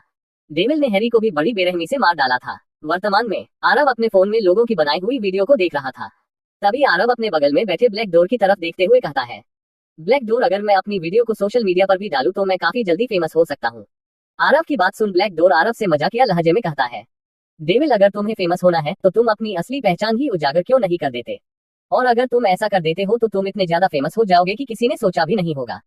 ब्लैक डोर की बात सुन आरव अपने मोबाइल फोन को साइड में रख देता है और विक्रम उर्फ ब्लैक डोर से कहता है, लगता है तुम्हारी बूढ़ी हड्डियों में जंग लग चुकी है, इसलिए बेहतर यही होगा कि बुढ़ापे में अपनी हड्डियों को तुड़वाने का काम मत करो। इतना कहने के बाद आरव कुछ देर के लिए चुप होता है और फिर डेविल से दोबारा कहता है, मुंबई को संभाल लोगे या फिर किसी आदमी को तुम्हारे साथ छोड़ना पड़ेगा। आरव की बात सुन ब्लैक डोर हल्का गुस्सा दिखाते हुए आरव से कहता है, भले ही मेरी उम्र बढ़ गई हो लेकिन मेरी हड्डियों में आज भी वही दम है। मुंबई क्या, अगर मैं आज भी वही अपनी पूरी साउथ की पोजीशन पर बैठ जाऊं तो भी पूरे साउथ को कंट्रोल करने में मुझे कोई परेशानी नहीं होगी। ब्लैक डोर की बात सुन आरव उसके कंधे पर अपना हाथ रखते हुए कहता है, तो फिर ठीक है, मुझे दिल्ली भी जल्द लौटना होगा, मुझे वहाँ के मामलों को भी संभालना है। वैसे मैंने तुम्हें जिस काम के लिए बोला है उस काम के लिए अपने आदमियों को लगा दो, आज नहीं तो कल कोई ना कोई जानकारी तो हमें प्राप्त होगी। आखिर आरव के कहने का क्या मतलब है? आरव किस जानकारी के बारे में बात कर रहा है? क्या ब्लैक डोर ने जो दृश्य देखा था उस दृश्य में डेविल और ब्लैक डोर ही थे?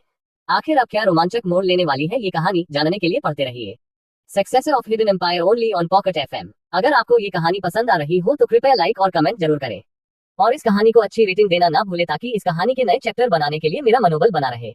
इस कहानी को अधिक से अधिक लोगों को शेयर करें ताकि ज्यादा से ज्यादा लोग इस कहानी का आनंद उठा सकें।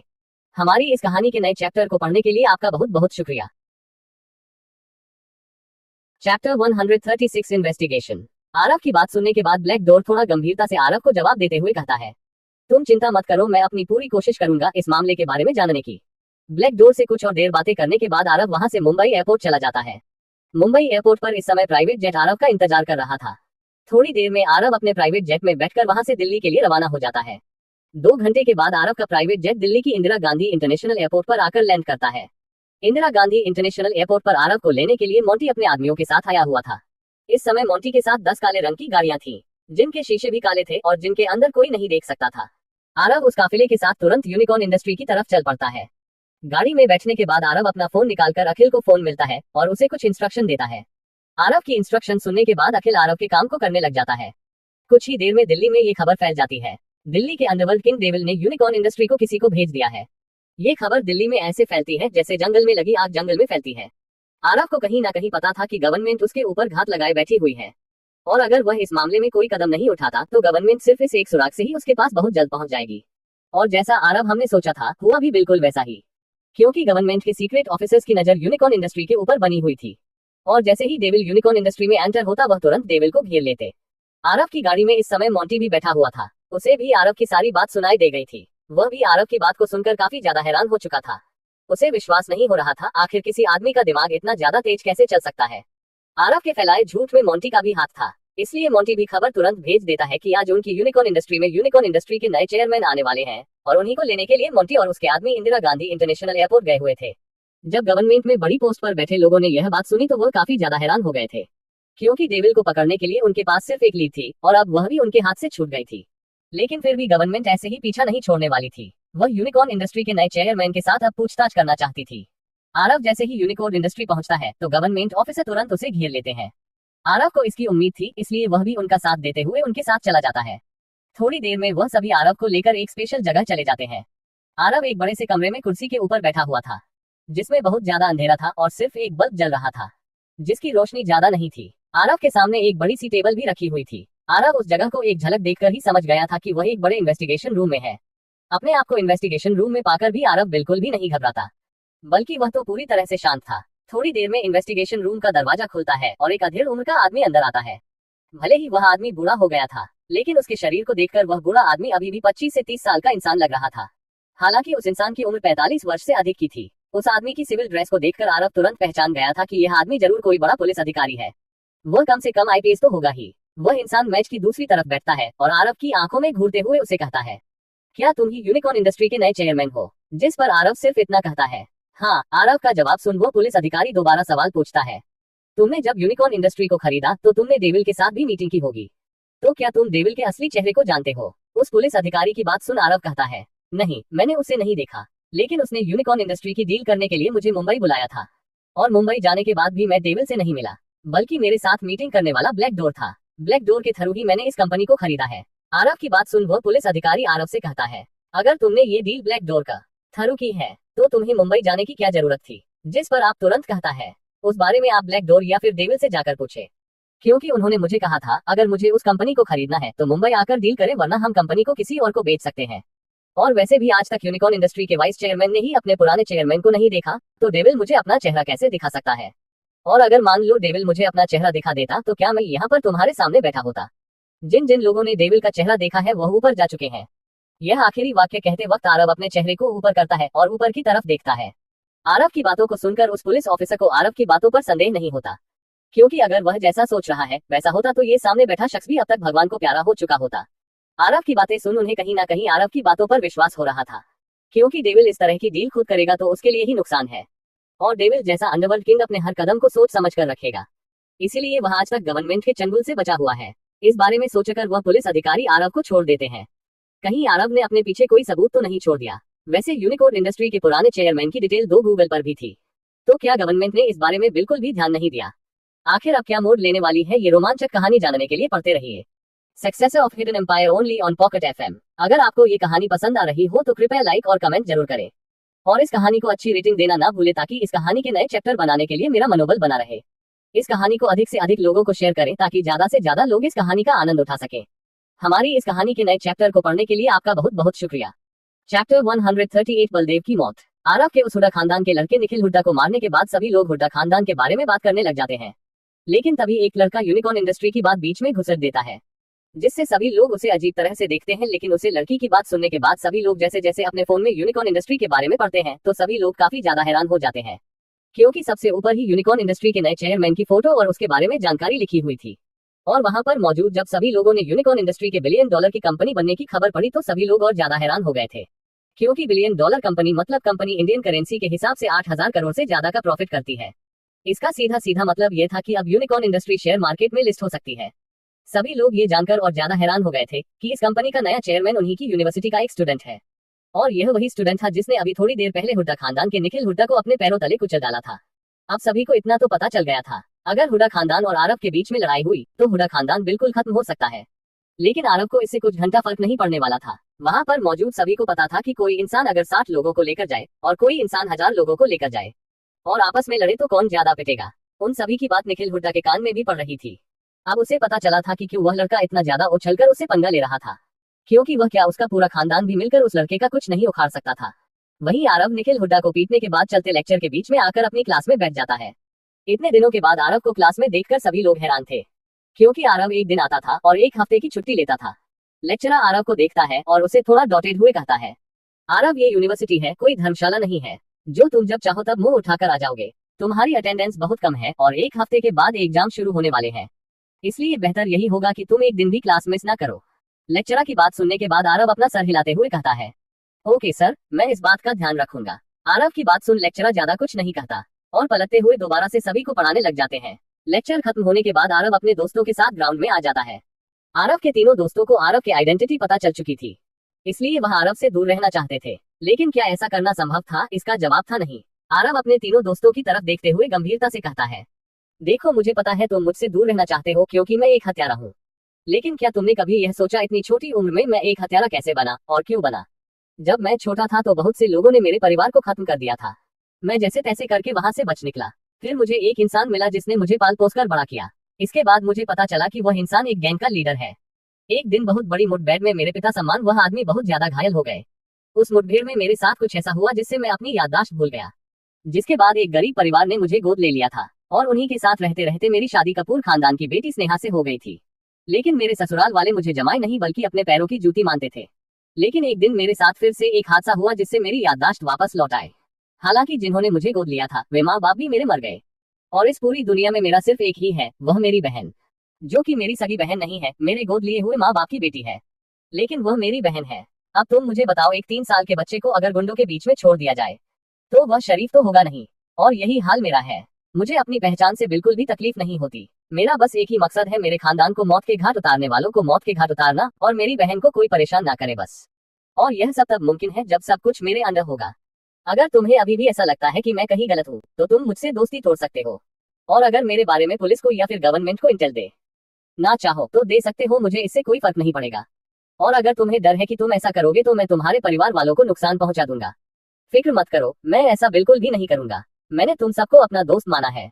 अब भले ही दुनिया इधर से उधर क्यों ना हो जाए, ये डेविल की जुबान है। एक बार जो कह दिया तो कह दिया, अपनी बात से कभी मुकरता नहीं है। अपनी बात कहने के बाद आरव हल्का मुस्कुराता है और अपनी जगह से खड़ा हो जाता है। तभी आरव का फोन बजता है। आरव फोन निकाल कर देखता है तो उसको शक्ति फोन मिला रहा था। आरव जैसे ही फोन उठाता है तो उधर से शक्ति की घबराई हुई आवाज उसे सुनाई देती है। छोटे लीडर लीडर नहीं रहे। शक्ति की यह बात आरव के सिर पर किसी परमाणु बम की तरह फूटी थी। शक्ति की इस बात को सुन आरव जहां खड़ा था वहीं खड़ा का खड़ा रह गया था। उसे देखकर ऐसा लग रहा था जैसे उसके पर जम गए हो। उसका मुंह खुला हुआ था। उसके हाथ से उसका मोबाइल फोन छूटकर जमीन पर गिर जाता है। आरव जैसे ही अपनी पलकें झपकाता है तो अगले पल जैसे ही वह अपनी आंखें खोलता है तो उसकी आंखों के साथ आंसू भी बाहर निकलने लग जाते हैं। भले ही वह कितना ही ज्यादा ताकतवर क्यों ना हो, लेकिन इस खबर को सुनकर ऐसा लग रहा था जैसे किसी बड़े से गुब्बारे के अंदर से सारी हवा निकाल दी गई है। अगले ही पल आरव सभी के सामने घुटनों के बल गिर जाता है। उसकी आंखों से आंसू लगातार बहते जा रहे थे, लेकिन उसके मुंह से हल्की सी भी आवाज नहीं निकल रही थी। उसे देखकर ऐसा लग रहा था जैसे उसे कोई गहरा सदमा लगा हो। आरव के दोस्त अचानक से आरव की इस तरह की प्रतिक्रिया को देखकर हैरान थे। वह तुरंत आरव के पास जाते हैं। सिद्धार्थ सोनी तुरंत आरव के फोन को उठता है, जिसके फोन पर अभी भी कॉल चल रही थी और सामने वाला हेलो हेलो बोले जा रहा था। सिद्धार्थ सोनी जैसे ही हेलो बोलता है तो सामने वाला तुरंत कठोर लहजे में पूछता है, तुम कौन हो? जिस पर सिद्धार्थ सोनी कहता है, मैं आरव का दोस्त हूँ। आप कौन बोल रहे हैं? सिद्धार्थ सोनी की बात सुन शक्ति सतर्क हो जाता है और उसका ऐसा करना सामान्य बात थी, क्योंकि इस समय आरव कुछ ऐसे बड़े बड़े काम कर रहा था जिसे सुनने भर से ही लोगों की रूह कांप जाए। लेकिन आरव तुरंत सेंसस में आकर सिद्धार्थ सोनी से अपना फोन छीन लेता है। तुम सब कहाँ हो? आरव की आवाज में इस समय एक अलग तरह की कंपन थी, जिससे साफ साफ पता चल रहा था कि आरव अंदर से कितना ज्यादा टूट चुका है। लेकिन शक्ति हिम्मत करते हुए आरव को बताता है, हम पुराने वाले बेस पर हैं। आरव तुरंत अपनी आंखों से आंसू पूछते हुए तुरंत पार्किंग की तरफ भागता है। गार्डन में मौजूद सभी लोग आरव की इस तरह की कंडीशन देख काफी ज्यादा हैरान थे और बहुत से लोग तो उसकी वीडियो भी बना रहे थे, क्योंकि आज सुबह ही उन्होंने हुड्डा खानदान के निखिल हुड्डा को उसके द्वारा पीटते हुए देखा था। आरव तुरंत अपनी गाड़ी लेकर ब्लैक कोबरा गैंग की पुराने बेस की तरफ बेहिचक पूरी रफ्तार में दौड़ाने लग जाता है, जिस वजह से उसने बहुत से रूल तोड़ दिए थे। ओवर स्पीड से तो न जाने उसके कितने ज्यादा ऑनलाइन चालान कट चुके थे, लेकिन आरव को इससे कोई फर्क नहीं पड़ रहा था। आरव ब्लैक कोबरा गैंग के पुराने बेस पर पहुंचता उससे पहले ही उसका फोन बजता है और ऐश्वर्या का कॉल आता है। आरव जैसे ही फोन उठाता है तो फोन के दूसरी तरफ से ऐश्वर्या के रोते हुए आवाज सुनाई देती है, आरव, मेरे घर वाले किसी और से मेरी शादी करवा रहे हैं। मुझे मेरे कमरे में ही बंद कर दिया गया है। मुझे मेरे कमरे से भी बाहर नहीं निकलने दे रहे और अगले हफ्ते मेरी शादी कर रहे हैं। ऐश्वर्या की बात सुनने के बाद आरव के मुंह से सिर्फ इतना ही निकलता है, लेकिन उसकी आवाज में गुस्सा साफ साफ सुना जा रहा था। वह गुस्से में कहता है, क्या दिमाग खराब हो गया तुम्हारे घर वालों का? ऐश्वर्या, तुम चिंता मत करो, मैं जल्द से जल्द तुम्हारे पास आ रहा हूँ, लेकिन मुझे इस समय बहुत जरूरी काम करना है, इसलिए मैं तुमसे बहुत में बात करता हूँ। यह आखिरी वाक्य कहते वक्त आरव की आवाज में एक अलग तरह की उदासी और कंपन थी। आरव की गुस्से और उदासी भरी आवाज सुनने के बाद ऐश्वर्या को लगता है कि शायद कुछ गड़बड़ है, इसलिए वह भी आरव से ज्यादा कुछ नहीं कहती, बस कॉल रख देती है। कॉल कटने के बाद आरव स्टीयरिंग के ऊपर जोर से मुक्का मार देता है, जिससे गाड़ी का हॉर्न जोर जोर से बजाने लग जाता है। लेकिन इस समय उसे ऐश्वर्या की भी चिंता नहीं थी, बस उसे जल्द से जल्द ब्लैक कोबरा गैंग के पुराने बेस पर जाना था। उसके होठ कांप रहे थे। आरव एक्सीलेटर पर अपना पूरा पंजाब रख देता है और फिर गोली की रफ्तार से गाड़ी आगे बढ़ने लग जाती है, जिसे देखकर ऐसा लग रहा था जैसे कोई खुला सांड रोड पर छोड़ दिया गया हो, जो बिना सोचे समझे सामने आने वाली हर चीज को तोड़ देगा। आरव की इतनी फास्ट ड्राइविंग के बावजूद भी उसे ब्लैक कोबरा गैंग के पुराने बेस पर पहुंचने में 10 मिनट का समय लग गया था। आरव वहां पर पहुंचने के तुरंत बाद गाड़ी से उतरता है और अंदर की तरफ दौड़ जाता है। आरव जैसे ही बलदेव कुमार के कमरे में जाता है तो उसे काफी ज्यादा हैरानी होती है, क्योंकि बलदेव कुमार इस समय अपनी बड़ी सी कुर्सी पर आराम से बैठे हुए थे और पूरे कमरे में कम से कम 10 बड़े पुलिस अधिकारी थे और पूरा कमरा कांस्टेबल और हेड कांस्टेबल से भरा हुआ था, जिनके हाथों में राइफल थी और उनका निशाना आरव के ऊपर था। आरव अपना कदम आगे बढ़ता है, तभी एक पुलिस अधिकारी अपनी रोबदार आवाज में उसे कहता है, डेविल, जहां हो वहीं रुक जाओ, वरना मेरे एक इशारे पर मेरे सारे आदमी तुम्हें गोलियों से भून डालेंगे। उस पुलिस अधिकारी की बात सुनने के बाद आरव अपना कदम वहीं रोक लेता है और तभी वह अपनी गर्दन घुमा कर देखता है तो उसे एक कोने में शक्ति खड़ा हुआ दिखाई देता है, जिसके हाथ में एक चाकू था और वह फूट फूट कर रो रहा था। आरव की नजरों को अपने ऊपर महसूस कर शक्ति आरव की तरफ देखता है और जोर से चिल्लाते हुए कहता है, छोटे मास्टर, आप तुरंत यहाँ से भाग जाइए। यह आपको। शक्ति आगे कुछ बोलने के लायक नहीं रहा था, क्योंकि अगले ही पल 2 कांस्टेबल ने उसकी छाती में लगातार गोलियां दाग दी थी, जिससे शक्ति की मौके पर ही मौत हो जाती है। आरव कुछ सोच समझ पाता उससे पहले ही बलदेव कुमार का शरीर एक तरफ झूल जाता है और जमीन पर गिर जाता है। बलदेव कुमार के शरीर को जमीन पर गिरा देखकर आरव के पैर लड़खड़ा गए थे और वह जमीन पर गिर जाता है। तभी पुलिस अधिकारी अपनी आंखों से कुछ इशारा करता है और अगले ही पल 4 कांस्टेबल आरव के हाथों को पीछे करके हथकड़ी लगा देते हैं और उसकी गर्दन में एक इंजेक्शन लगा देते हैं। लेकिन उस इंजेक्शन के लगने के 5 मिनट बाद भी आरव किसी भी तरह की कोई प्रतिक्रिया नहीं देता। वह अभी भी अपनी आंखें खोले हुए बलदेव के शरीर को देख रहा था, जिसे देखकर वह पुलिस अधिकारी उस इंजेक्शन की हाई डोज उसे दे देते हैं। उस पुलिस अधिकारी का ऑर्डर सुन बाकी के कांस्टेबलों ने आरव के शरीर में 20 से 25 इंजेक्शन लगा दिए थे, जिससे आरव को अपनी आंखों के सामने अंधेरा छाता हुआ दिखाई देता है और अगले ही पल वह बेहोश होकर वहीं जमीन पर गिर जाता है। आरव के बेहोश होने के बाद वह कांस्टेबल आरव को पुलिस जीप में डालते हैं और वहां से चले जाते हैं। आखिर इन सभी पुलिस अधिकारियों ने ब्लैक कोबरा गैंग के साथ क्या आरव को पकड़ने के लिए ब्लैक कोबरा गैंग का सफाया कर दिया गया है? आखिर अब क्या रोमांचक मोड़ लेने वाली है ये कहानी जानने के लिए पढ़ते रहिए successor of hidden empire only on pocket FM। अगर आपको ये कहानी पसंद आ रही हो तो कृपया लाइक और कमेंट जरूर करें और इस कहानी को अच्छी रेटिंग देना ना भूले ताकि इस कहानी के नए चैप्टर बनाने के लिए मेरा मनोबल बना रहे। इस कहानी को अधिक से अधिक लोगों को शेयर करें ताकि ज्यादा से ज्यादा लोग इस कहानी का आनंद उठा सके।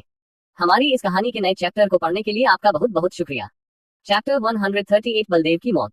आरव के उस हुड्डा खानदान के लड़के निखिल हुड्डा को मारने के बाद सभी लोग हुड्डा खानदान के बारे में बात करने लग जाते हैं, लेकिन तभी एक लड़का यूनिकॉर्न इंडस्ट्री की बात बीच में घुसर देता है, जिससे सभी लोग उसे अजीब तरह से देखते हैं। लेकिन उसे लड़की की बात सुनने के बाद सभी लोग जैसे जैसे अपने फोन में यूनिकॉर्न इंडस्ट्री के बारे में पढ़ते हैं तो सभी लोग काफी ज्यादा हैरान हो जाते हैं, क्योंकि सबसे ऊपर ही यूनिकॉर्न इंडस्ट्री के नए चेयरमैन की फोटो और उसके बारे में जानकारी लिखी हुई थी।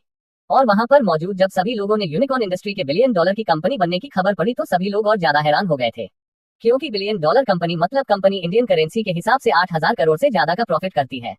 इसका सीधा सीधा मतलब ये था कि अब यूनिकॉर्न इंडस्ट्री शेयर मार्केट में लिस्ट हो सकती है। सभी लोग ये जानकर और ज्यादा हैरान हो गए थे कि इस कंपनी का नया चेयरमैन उन्हीं की यूनिवर्सिटी का एक स्टूडेंट है, और यह वही स्टूडेंट था जिसने अभी थोड़ी देर पहले हुड्डा खानदान के निखिल हुड्डा को अपने पैरों तले कुचल डाला था।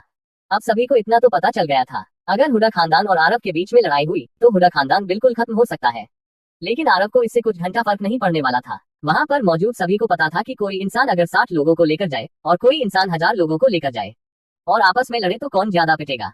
उन सभी की बात निखिल हुड्डा के कान में भी पड़ रही थी। अब उसे पता चला था कि क्यों वह लड़का इतना ज्यादा उछलकर उसे पंगा ले रहा था, क्योंकि वह क्या उसका पूरा खानदान भी मिलकर उस लड़के का कुछ नहीं उखाड़ सकता था।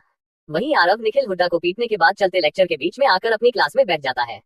इतने दिनों के बाद आरव को क्लास में देखकर सभी लोग हैरान थे, क्योंकि आरव एक दिन आता था और एक हफ्ते की छुट्टी लेता था। लेक्चरर आरव को देखता है और उसे थोड़ा डॉटेड हुए कहता है, आरव ये यूनिवर्सिटी है, कोई धर्मशाला नहीं है जो तुम जब चाहो तब मुंह उठाकर आ जाओगे। तुम्हारी अटेंडेंस बहुत कम है और एक हफ्ते के बाद एग्जाम शुरू होने वाले हैं, इसलिए बेहतर यही होगा कि तुम एक दिन भी क्लास मिस ना करो। लेक्चरर की बात सुनने के बाद आरव अपना सर हिलाते हुए कहता है, ओके सर, मैं इस बात का ध्यान रखूंगा। आरव की बात सुन लेक्चरर ज्यादा कुछ नहीं कहता और पलटते हुए दोबारा से सभी को पढ़ाने लग जाते हैं। लेक्चर खत्म होने के बाद आरव अपने दोस्तों के साथ ग्राउंड में आ जाता है। आरव के तीनों दोस्तों को आरव की आइडेंटिटी पता चल चुकी थी, इसलिए वह आरव से दूर रहना चाहते थे, लेकिन क्या ऐसा करना संभव था? इसका जवाब था नहीं। आरव अपने तीनों दोस्तों की तरफ देखते हुए गंभीरता से कहता है, देखो मुझे पता है तुम मुझसे दूर रहना चाहते हो क्योंकि मैं एक हत्यारा हूँ, लेकिन क्या तुमने कभी यह सोचा इतनी छोटी उम्र में मैं एक हत्यारा कैसे बना और क्यों बना? जब मैं छोटा था तो बहुत से लोगों ने मेरे परिवार को खत्म कर दिया था। मैं जैसे तैसे करके वहां से बच निकला।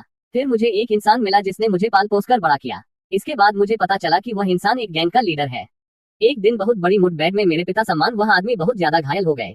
उस मुठभेड़ में मेरे साथ कुछ ऐसा हुआ जिससे मैं अपनी याददाश्त भूल गया, जिसके बाद एक गरीब परिवार ने मुझे गोद ले लिया था और उन्हीं के साथ रहते रहते मेरी शादी कपूर खानदान की बेटी स्नेहा से हो गई थी। लेकिन मेरे ससुराल वाले मुझे जमाई नहीं बल्कि अपने पैरों की जूती मानते थे। लेकिन एक दिन मेरे साथ फिर से एक हादसा हुआ जिससे मेरी याददाश्त वापस लौट आए। हालांकि जिन्होंने मुझे गोद लिया था वे माँ बाप भी मेरे मर गए और इस पूरी दुनिया में मेरा सिर्फ एक ही है, वह मेरी बहन, जो कि मेरी सगी बहन नहीं है, मेरे गोद लिए हुए माँ बाप की बेटी है, लेकिन वह मेरी बहन है। अब तुम मुझे बताओ, एक 3 साल के बच्चे को अगर गुंडों के बीच में छोड़ दिया जाए तो वह शरीफ तो होगा नहीं, और यही हाल मेरा है। मुझे अपनी पहचान से बिल्कुल भी तकलीफ नहीं होती। मेरा बस एक ही मकसद है, मेरे खानदान को मौत के घाट उतारने वालों को मौत के घाट उतारना और मेरी बहन को कोई परेशान ना करे बस। और यह सब तब मुमकिन है जब सब कुछ मेरे अंदर होगा। अगर तुम्हें अभी भी ऐसा लगता है कि मैं कहीं गलत हूँ तो तुम मुझसे दोस्ती तोड़ सकते हो, और अगर मेरे बारे में पुलिस को या फिर गवर्नमेंट को इंटेल दे ना चाहो तो दे सकते हो, मुझे इससे कोई फर्क नहीं पड़ेगा। और अगर तुम्हें डर है कि तुम ऐसा करोगे तो मैं तुम्हारे परिवार वालों को नुकसान पहुंचा दूंगा। फिक्र मत करो, मैं ऐसा बिल्कुल भी नहीं करूंगा। मैंने तुम सबको अपना दोस्त माना है। अब भले ही दुनिया इधर से उधर क्यों ना हो जाए, ये डेविल की जुबान है। एक बार जो कह दिया तो कह दिया, अपनी बात से कभी मुकरता नहीं है। अपनी बात कहने के बाद आरव हल्का मुस्कुराता है और अपनी जगह से खड़ा हो जाता है। तभी आरव का फोन बजता है। आरव फोन निकाल कर देखता है तो उसको शक्ति फोन मिला रहा था। आरव जैसे ही फोन उठाता है तो उधर से शक्ति की घबराई हुई आवाज उसे सुनाई देती है, छोटे लीडर नहीं रहे। शक्ति की यह बात आरव के सिर पर किसी परमाणु बम की तरह फूटी थी।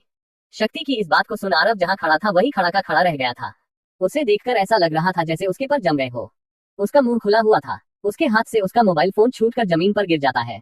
आरव जैसे ही अपनी पलकें झपकाता है तो अगले पल जैसे ही वह अपनी आंखें खोलता है तो उसकी आंखों के साथ आंसू भी बाहर निकलने लग जाते हैं। भले ही वह कितना ही ज्यादा ताकतवर क्यों ना हो, लेकिन इस खबर को सुनकर ऐसा लग रहा था जैसे किसी बड़े से गुब्बारे के अंदर से सारी हवा निकाल दी गई है। अगले ही पल आरव सभी के सामने घुटनों के बल गिर जाता है। उसकी आंखों से आंसू लगातार बहते जा रहे थे, लेकिन उसके मुंह से हल्की सी भी आवाज नहीं निकल रही थी। उसे देखकर ऐसा लग रहा था जैसे उसे कोई गहरा सदमा लगा हो। आरव के दोस्त अचानक से आरव की इस तरह की प्रतिक्रिया को देखकर हैरान थे। वह तुरंत आरव के पास जाते हैं। सिद्धार्थ सोनी तुरंत आरव के फोन को उठाता है, जिसके फोन पर अभी भी कॉल चल रही थी और सामने वाला हेलो हेलो बोले जा रहा था। सिद्धार्थ सोनी जैसे ही हेलो बोलता है तो सामने वाला तुरंत कठोर लहजे में पूछता है, तुम कौन हो? जिस पर सिद्धार्थ सोनी कहता है, मैं आरव का दोस्त हूँ। आप कौन बोल रहे हैं? सिद्धार्थ सोनी की बात सुन शक्ति सतर्क हो जाता है, और उसका ऐसा करना सामान्य बात थी, क्योंकि इस समय आरव कुछ ऐसे बड़े बड़े काम कर रहा था जिसे सुनने भर से ही लोगों की रूह कांप जाए। लेकिन आरव तुरंत सेंसस में आकर सिद्धार्थ सोनी से अपना फोन छीन लेता है। तुम सब कहाँ हो? आरव की आवाज में इस समय एक अलग तरह की कंपन थी, जिससे साफ साफ पता चल रहा था कि आरव अंदर से कितना ज्यादा टूट चुका है। लेकिन शक्ति हिम्मत करते हुए आरव को बताता है, हम पुराने वाले बेस पर हैं। आरव तुरंत अपनी आंखों से आंसू पूछते हुए तुरंत पार्किंग की तरफ भागता है। गार्डन में मौजूद सभी लोग आरव की इस तरह की कंडीशन देख काफी ज्यादा हैरान थे, और बहुत से लोग तो उसकी वीडियो भी बना रहे थे, क्योंकि आज सुबह ही उन्होंने हुड्डा खानदान के निखिल हुड्डा को उसके द्वारा पीटते हुए देखा था। आरव तुरंत अपनी गाड़ी लेकर ब्लैक कोबरा गैंग की पुराने बेस की तरफ बेहिचक पूरी रफ्तार में दौड़ाने लग जाता है, जिस वजह से उसने बहुत से रूल तोड़ दिए थे। ओवर स्पीड से तो न जाने उसके कितने ज्यादा ऑनलाइन चालान कट चुके थे, लेकिन आरव को इससे कोई फर्क नहीं पड़ रहा था। आरव ब्लैक कोबरा गैंग के पुराने बेस पर पहुंचता, उससे पहले ही उसका फोन बजता है और ऐश्वर्या का कॉल आता है। आरव जैसे ही फोन उठाता है तो फोन के दूसरी तरफ से ऐश्वर्या के रोते हुए आवाज सुनाई देती है, आरव, मेरे घर वाले किसी और से मेरी शादी करवा रहे हैं। मुझे मेरे कमरे में ही बंद कर दिया गया है। मुझे मेरे कमरे से भी बाहर नहीं निकलने दे रहे और अगले हफ्ते मेरी शादी कर रहे हैं। ऐश्वर्या की बात सुनने के बाद आरव के मुंह से सिर्फ इतना ही निकलता है, लेकिन उसकी आवाज में गुस्सा साफ साफ सुना जा रहा था। वह गुस्से में कहता है, क्या दिमाग खराब हो गया तुम्हारे घर वालों का? ऐश्वर्या, तुम चिंता मत करो, मैं जल्द से जल्द तुम्हारे पास आ रहा हूँ, लेकिन मुझे इस समय बहुत जरूरी काम करना है, इसलिए मैं तुमसे बहुत में बात करता हूँ। यह आखिरी वाक्य कहते वक्त आरव की आवाज में एक अलग तरह की उदासी और कंपन थी। आरव की गुस्से और उदासी भरी आवाज सुनने के बाद ऐश्वर्या को लगता है कि शायद कुछ गड़बड़ है, इसलिए वह भी आरव से ज्यादा कुछ नहीं कहती, बस कॉल रख देती है। कॉल कटने के बाद आरव स्टीयरिंग के ऊपर जोर से मुक्का मार देता है, जिससे गाड़ी का हॉर्न जोर जोर से बजाने लग जाता है। लेकिन इस समय उसे ऐश्वर्या की भी चिंता नहीं थी, बस उसे जल्द से जल्द ब्लैक कोबरा गैंग के पुराने बेस पर जाना था। उसके होठ कांप रहे थे। आरव एक्सीलेटर पर अपना पूरा पंजाब रख देता है और फिर गोली की रफ्तार से गाड़ी आगे बढ़ने लग जाती है, जिसे देखकर ऐसा लग रहा था जैसे कोई खुला सांड रोड पर छोड़ दिया गया हो, जो बिना सोचे समझे सामने आने वाली हर चीज को तोड़ देगा। आरव की इतनी फास्ट ड्राइविंग के बावजूद भी उसे ब्लैक कोबरा गैंग के पुराने बेस पर पहुंचने में 10 मिनट का समय लग गया था। आरव वहां पर पहुंचने के तुरंत बाद गाड़ी से उतरता है और अंदर की तरफ दौड़ जाता है।